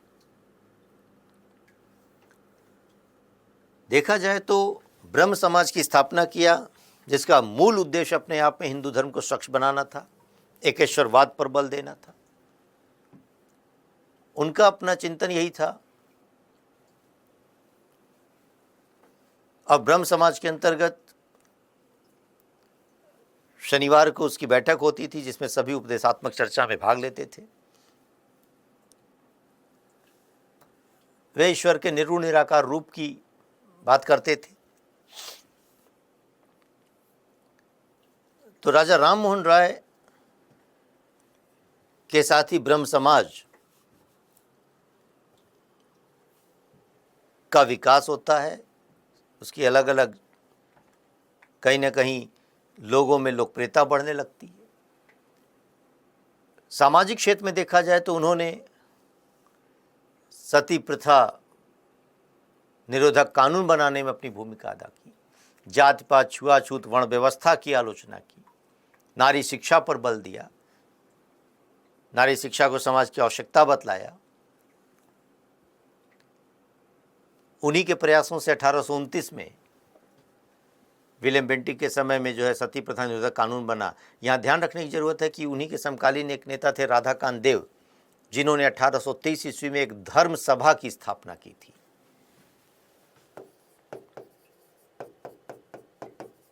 राधाकांत देव, इन्होंने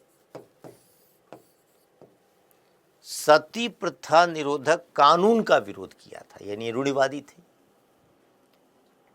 पीटी के क्वेश्चन कभी कभी आते हैं आपके पास, ये कि राजा राम मोहन राय के प्रयासों से सती प्रथा निरोधक कानून तो बन रहा है, लेकिन राधाकांत देव ने सती प्रथा निरोधक कानून का विरोध किया था। इसी तरीके से देखा जाए अगर तो शिक्षा और पत्रकारिता के क्षेत्र में भी उनका महत्वपूर्ण योगदान रहा। वे आरंभिक व्यक्ति के रूप में थे भारत के, जिन्होंने समाचार पत्रों का, पत्रिकाओं का प्रकाशन किया। फारसी में मिरातुल अखबार का प्रकाशन किया, तो बंगला में संवाद कौमुदी का प्रकाशन किया। ब्राह्मणिकल मैगजीन अंग्रेजी में निकाली। तो पत्रकारिता के अग्रदूत के रूप में जाने जाते हैं। जिस तरीके से पश्चिम में प्रेस को अभिव्यक्ति की स्वतंत्रता का परिचायक माना जाता था, उसी तरीके से उन्होंने भारत में जो है प्रेस की स्वतंत्रता के पर बल दिया था। तो इसी आधार पर उन्हें हम पत्रकारिता के अग्रदूत के रूप में जान रहे हैं। राजनीतिक क्षेत्र में भी उनकी उपलब्धियां रहीं। राजनीतिक स्तर पर अगर देखा जाए तो वे जनतंत्र के हिमायती थे इस मामले में कि जिस समय 1821 में नेपल्स क्रांति की विफलता की सूचना मिलती है तो वह दुख भी व्यक्त करते हैं। आयरलैंड के जमींदारों द्वारा किसानों पर हो रहे शोषण की भी आलोचना करते हैं। उसी तरह भारत के संदर्भ में उन्होंने स्थायी बंदोबस्त के अंतर्गत हो रहे किसानों के शोषण के मुद्दे को लेकर अपनी बातें कही थी। उसकी उन्होंने एक तरीके से अत्याचार की आलोचना की थी। वे पहले व्यक्ति थे जो भारतीय मुद्दे पर विचार के लिए जो है ब्रिटिश संसद में आमंत्रित थे। सिविल सेवा के भारतीयकरण पर उन्होंने बल दिया था।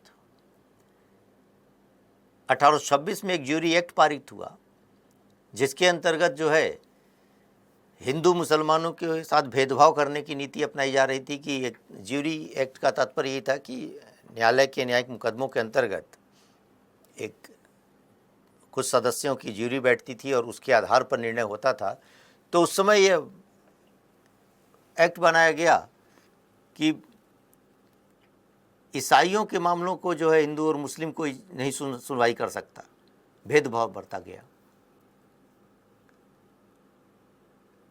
तो उसका विरोध किया उन्होंने ज्यूरी एक्ट का। इस आधार पर देखा जाए तो राजनीतिक स्तर पर उनका अपना चिंतन विभिन्न देशों में चल रहे जनतांत्रिक आंदोलनों के समर्थक के रूप में देखा जाता है। राजा राम मोहन राय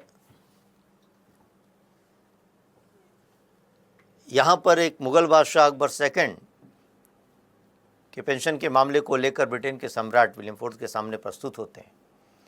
तो उस समय अकबर सेकंड ने इनको राजा की उपाधि दी थी।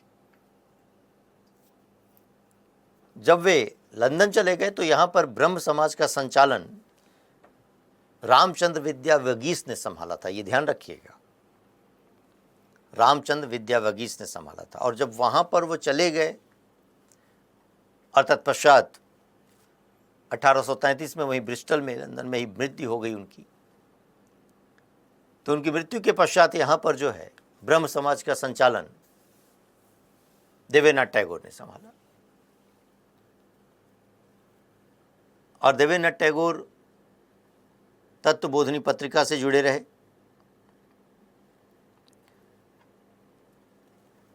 देखा जाए अगर तो उसी समय अब ब्रह्म समाज के अंतर्गत केशव चंद्र सेन का नाम आता है, जिन्हें आचार्य के रूप में शामिल किया गया था।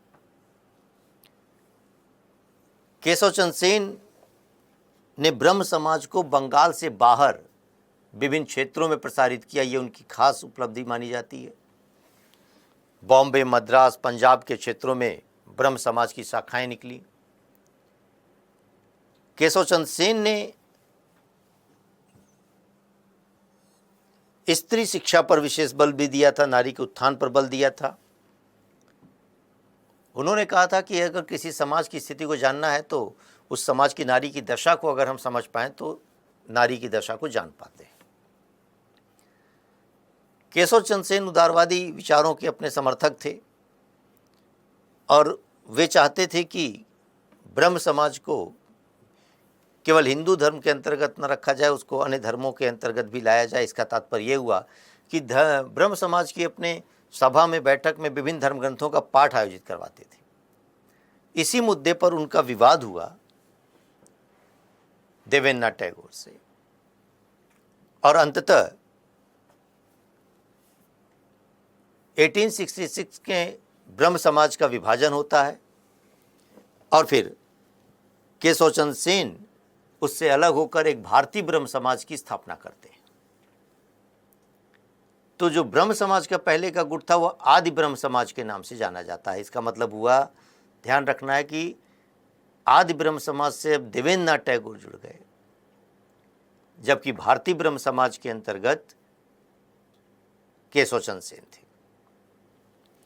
केशव चंद्र सेन ने जो है इंडियन मिरर, सुलभ समाचार पत्र का प्रकाशन किया, प्रार्थना समाज की स्थापना में इनकी भूमिका रही, संगत सभा की स्थापना किया और इनके प्रयासों से 1872 में एक नेटिव मैरिज एक्ट पारित होता है, ब्रह्म विवाह अधिनियम पारित होता है और जिसके अंतर्गत लड़के के विवाह की उम्र 18 वर्ष, लड़की के लिए 14 वर्ष निर्धारित की गई और यह अधिनियम ब्रह्म समाज के लोगों पर ही लागू होता था, इसलिए बहुत लोकप्रिय नहीं हो पाया था।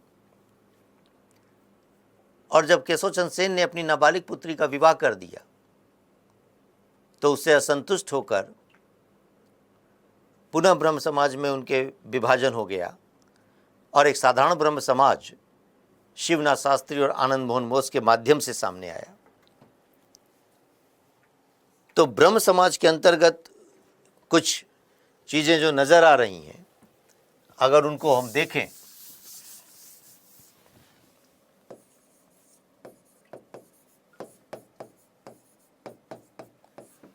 ब्रह्म समाज के संस्थापक के रूप में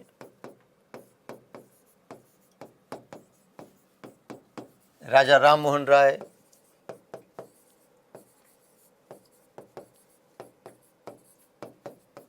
आदि ब्रह्म समाज के रूप में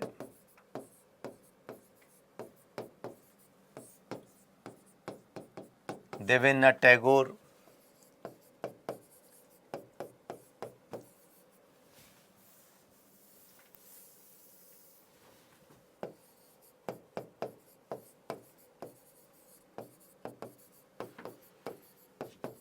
भारतीय ब्रह्म समाज के रूप में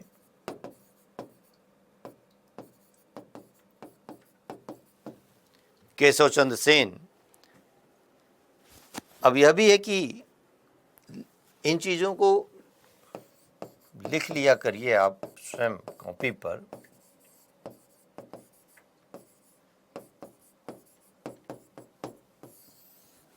साधारण ब्रह्म समाज,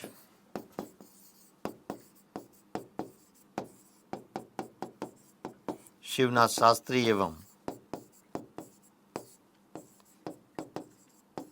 आनंद मोहन बोस। तो ऐसे में मैच करने का क्वेश्चन होता है कि भारतीय ब्रह्म समाज के स्तर पर, साधारण ब्रह्म समाज के स्तर पर कौन किससे जुड़ा हुआ था। ऐसी दशा में ब्रह्म समाज के संदर्भ में अगर ये कुछ चीज़ें थी जो आपको जानने की हैं, हम आगे आर्य समाज पढ़ेंगे तो उसकी चर्चा करेंगे इसके साथ तुलना करते हुए भी। इसी तरीके से एक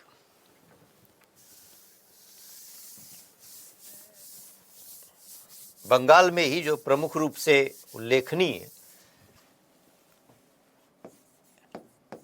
एक यंग बंगाल आंदोलन रहा,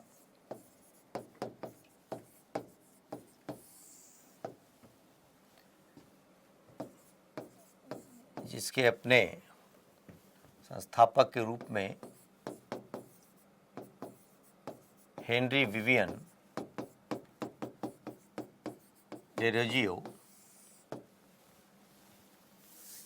का नाम लिया जाता है।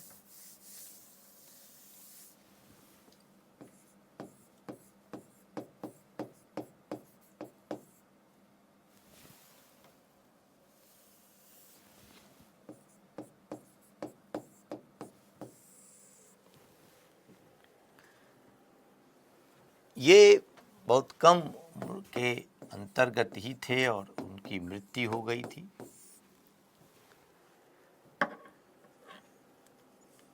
हिंदू कॉलेज के अंतर्गत ये अध्यापक के रूप में कार्य कर रहे थे। एक कवि, एक पत्रकार, एक शिक्षक के रूप में, एक दार्शनिक के रूप में इनकी पहचान है। फ्रांसीसी क्रांति से इन्होंने प्रेरणा पाई हुई थी और एक एंग्लो इंडियन के रूप में ये जाने जाते हैं, अर्थात वे कैसे माता पिता की संतान थे जो भारत के अंतर्गत रह रहे थे अंग्रेज, तो एंग्लो इंडियन थे। फ्रांसीसी क्रांति से इन्होंने प्रेरणा पाई थी। आधुनिक भारत के राष्ट्रवादी कवि के रूप में जाने जाते हैं। बंग हित सभा और डिबेटिंग क्लब की इन्होंने स्थापना की हुई थी। आधुनिक भारत के राष्ट्रवादी कवि के रूप में ये जाने जाते हैं और बंग हित सभा और डिबेटिंग क्लब की इन्होंने स्थापना की हुई थी। सुरेंद्रनाथ बनर्जी ने इनको आधुनिक सभ्यता के अग्रदूत के रूप में कहा था। देखा जाए तो इन्होंने समाज में सुधार की बात की, कुरीतियों पर चोट किया, नारी शिक्षा पर बल दिया। बावजूद इसके यंग बंगाल मूवमेंट बहुत लोकप्रिय नहीं हो पाया, सफल नहीं हो पाया अपने उद्देश्यों में, क्योंकि इनके फॉलोअर्स को, इनकी अनुयायियों की जो आधुनिक शिक्षित लोग थे, ये भारतीय परंपरा की समझ नहीं थी। ये ईश्वरीय सत्ता तक को अस्वीकार कर देते थे और सभी कुरीतियों की आलोचना करने के क्रम में संपूर्ण भारतीय परंपराओं की आलोचना भी कर देते थे। इसलिए यंग बंगाल मूवमेंट ये अपने उद्देश्यों में सफल नहीं हो पाया था। इसी तरीके से कहा जाए, एक व्यक्ति थे ईश्वरचंद्र विद्यासागर, और इनका प्रमुख रूप से योगदान जो है कि एक बंगला भाषा के वर्णमाला के विकास के लिए इनका नाम लिया जाता है और विधवा पुनर्विवाह अधिनियम के निर्माण में इनकी अपनी भूमिका रही है। तो विधवा पुनर्विवाह अधिनियम 1856 को इन्होंने बनवाने में अपनी भूमिका अदा की हुई थी। बेथुन स्कूल के निरीक्षक के पद पर रहे और 35 बालिका स्कूल का इन्होंने निर्माण कराया हुआ था। ये इनकी कुछ उल्लेखनीय भूमिका है। बेथुन स्कूल के निरीक्षक के पद पर रहे। इसी तरीके से पश्चिम भारत के अंतर्गत अगर देखते हैं, महाराष्ट्र में एक परमहंस मंडली रही। 1849 में इसका निर्माण हुआ आत्माराम पांडुरंग के माध्यम से। तत्पश्चात एक पश्चिम भारत में ही प्रार्थना समाज की स्थापना हुई थी 1867 में, आत्माराम पांडुरंग ने की थी। और इसके साथ रनाडे भी जुड़े हुए थे। रनाडे को पश्चिम भारत का सुकरात कहा जाता है और कहीं ना कहीं पश्चिम भारत के सांस्कृतिक जागरण के अग्रदूत के रूप में यह जाने जाते हैं। 1891 में महाराष्ट्र में विडो रीमैरिज एसोसिएशन की उन्होंने स्थापना की हुई थी। प्रार्थना समाज की सफलता का सबसे बड़ा श्रेय रनाडे को ही दिया जाता है। बेहद बुद्धिजीवी व्यक्ति के रूप में जाने जाते हैं।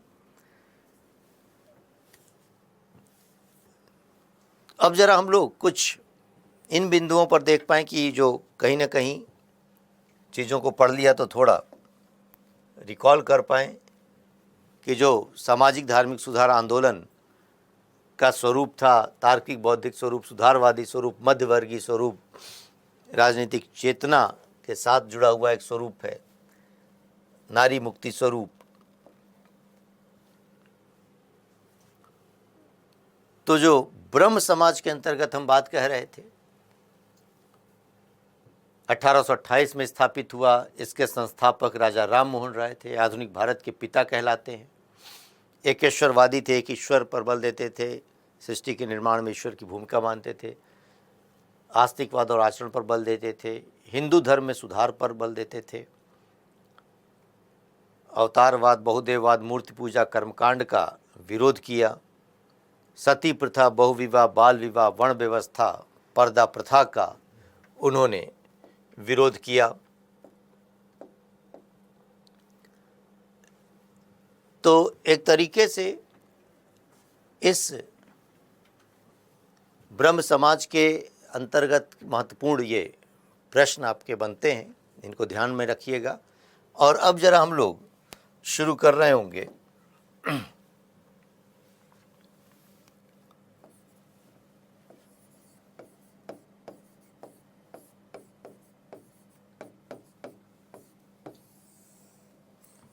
आर्य समाज।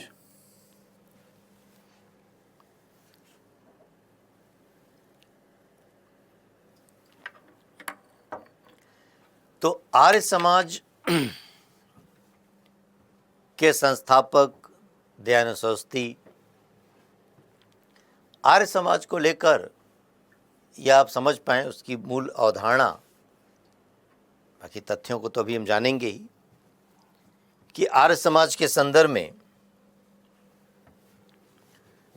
दयानंद सरस्वती, जो उत्तर भारत के लूथर के नाम से जाने जाते हैं, वेदों की ओर लौटो का नारा दिया उन्होंने। और स्वराज शब्द का उन्होंने प्रयोग किया हुआ था। ऐसे में अगर देखा जाए कि दयानंद सरस्वती का आर्य समाज और उसका मूल उद्देश्य क्या था,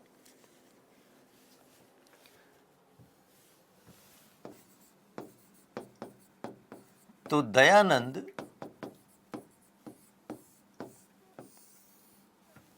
सरस्वती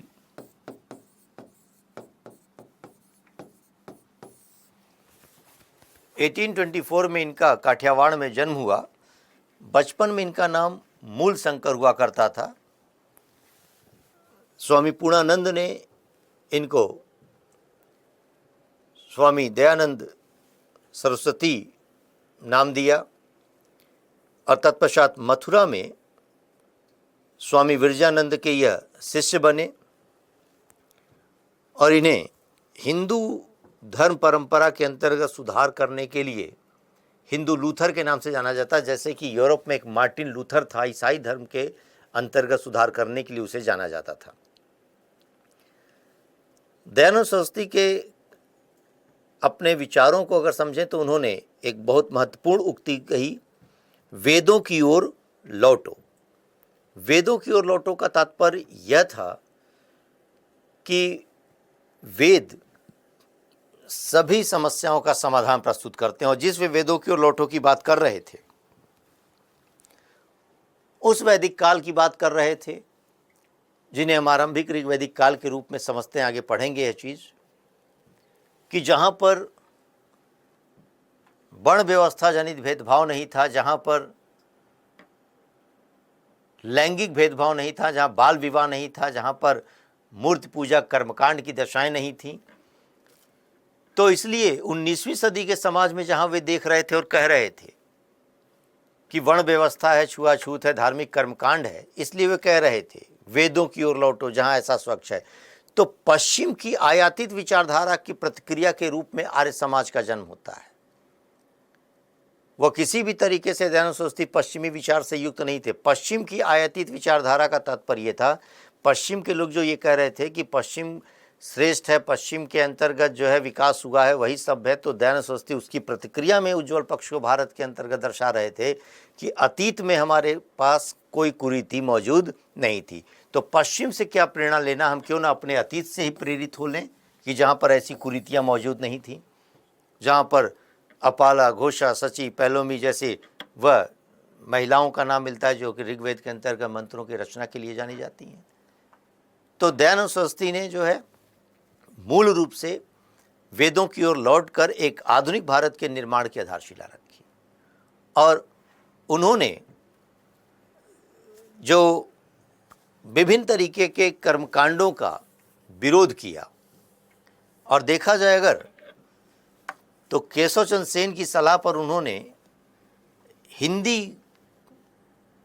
के माध्यम से प्रचार प्रसार पर बल दिया ताकि ज़्यादा से ज़्यादा लोग समझ सकें उनके विचारों को। पहले व्यक्ति थे जिन्होंने स्वराज शब्द का प्रयोग किया।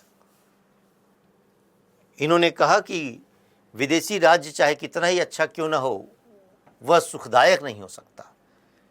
तो राष्ट्रीयता की भावना के विकास में इनकी भूमिका नजर आती है। दयानंद सरस्वती के अपने आर्य समाज के अंतर्गत 1875 में जब बॉम्बे में इसकी स्थापना हुई और 1877 में जो है 1877 में लाहौर में इसका मुख्यालय बना, इस एक आर्य समाज के माध्यम से आपदाओं में सहायता देना, चिकित्सा सुविधा भी उपलब्ध कराना, ये भी कार्य उसमें शामिल थे। उन्होंने सत्यार्थ प्रकाश नामक पुस्तक की रचना की, वेद भाष्य भूमिका की रचना की, और फिर एक खास बात यहां रखने की है कि आर्य समाज के द्वारा एक शुद्धि आंदोलन चलाया गया। इसको जरा समझ पाएं।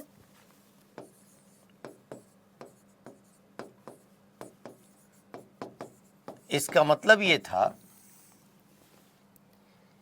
कि जो लोग परंपरागत रूप से भारत के थे और वे अपने धर्म को बदलकर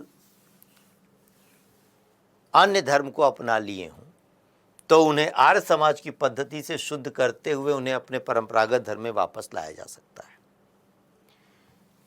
तो अब यह एक विचार था कि जैसे ईसाईकरण पर बल दिया जा रहा था, तमाम लोगों को प्रलोभन दिया जा रहा था अपना धर्म परिवर्तित करने के लिए, तो उन्हें अपने परंपरागत धर्म में वापस लाकर सम्मानित जीवन दिलाना, ये जो है उद्देश्य था। लेकिन इससे क्या हुआ, उग्रता बढ़ गई। उत्साहित धर्म प्रचारक और लोगों ने क्या करना शुरू किया कि जो लोग अब इस्लाम धर्म में भी आ गए थे, उनको भी वह अपने परंपरागत धर्म में लाने की बातें शुरू करने लग गए। इससे क्या हुआ, हिंदू धर्म के लोगों के अंदर एक उग्रता भी बढ़ने लगी, धर्म परिवर्तन की अवधारणाएं बढ़ने लगी। इसी को कहा जा रहा है, इससे सांप्रदायिकता को बढ़ावा मिला। ध्यान रखना है, सांप्रदायिकता को बढ़ावा मिलना अलग चीज है और सांप्रदायिक होना दूसरी चीज है। तो ऐसी गतिविधियों की वजह से हिंदू धर्म के अंतर्गत उग्रता बढ़ी, सांप्रदायिकता को बढ़ावा मिला। एक चीज यहां पर ध्यान रखना है कि आर्य समाज और ब्रह्म समाज के बीच में आर्य समाज इतना लोकप्रिय क्यों हो सका, जबकि ब्रह्म समाज की लोकप्रियता वो आज तक नहीं नजर आती। उसका कारण यह है कि आर्य समाज निकटता से जो है भारतीय समाज के लोगों के साथ जुड़ पड़ा आर्य समाज के अंतर्गत शिक्षा की जो अपनी कहीं ना कहीं प्रवृत्ति आगे बढ़ी, उसके अंतर्गत हम देख रहे हैं कि 1886 में लाला हंसराज के माध्यम से दयानंद एंग्लो वैली कॉलेज और फिर लेखराम और मुंशीराम के माध्यम से जो है गुरुकुल शिक्षा की अवधारणा आई, तो एक चेन बनने लगी। तो आर्य समाज ने एक शैक्षणिक कार्यक्रम के माध्यम से, शिक्षण संस्थाओं की स्थापना के माध्यम से अपनी जो है उपस्थिति दर्ज कराए रखा, और साथ में मानवीय क्रियाकलापों में भी वह संलग्न रहे, जैसे आपदा में सहायता देना, चिकित्सा उपलब्ध कराना, और निकटता से समाज के साथ, जैसे विवाह के संदर्भ में कहा जा रहा है कि आर्य समाजी विवाह, तो कर्मकांड रहित जो विवाह के आयोजन करने कराने में भी उनकी अपनी भूमिका रही। तो जो लोग उस पद्धति से विवाह से युक्त होते थे वो कहीं ना कहीं आर्य समाज का प्रचार प्रसार भी करते थे। तो इसलिए आर्य समाज निकटता से भारतीय समाज के लोगों के साथ शिक्षा के माध्यम से, विवाह पद्धति के माध्यम से जुड़ता रहा, इसलिए उसकी लोकप्रियता ज़्यादा बढ़ती रही। तो आर्य समाज के संदर्भ में ये चीज़ों को ज़रा ध्यान में रख लें हम लोग कि दयानंद सरस्वती इसके संस्थापक और ये भारत के लूथर कहलाते हैं, हिंदू लूथर के नाम से जाने हैं। स्वराज शब्द का सर्वप्रथम प्रयोग किया इन्होंने। इनका उद्देश्य प्राचीन वैदिक धर्म को शुद्ध रूप से स्थापित करना था। शुद्धि आंदोलन जो चलाया, ये थोड़ी से कहीं ना कहीं हिंदू समाज के अंतर उग्रता लाने के लिए जाना जाता है। तो आर्य समाज के संदर्भ में ये मूल बातें।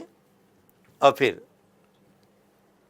अब हम लोग अगला जो Vivekananda, Ramakrishna Mission, theosophical society तथा अलीगढ़ आंदोलन, इन सब चीज़ों की चर्चा अगले क्लास में कर रहे हैं।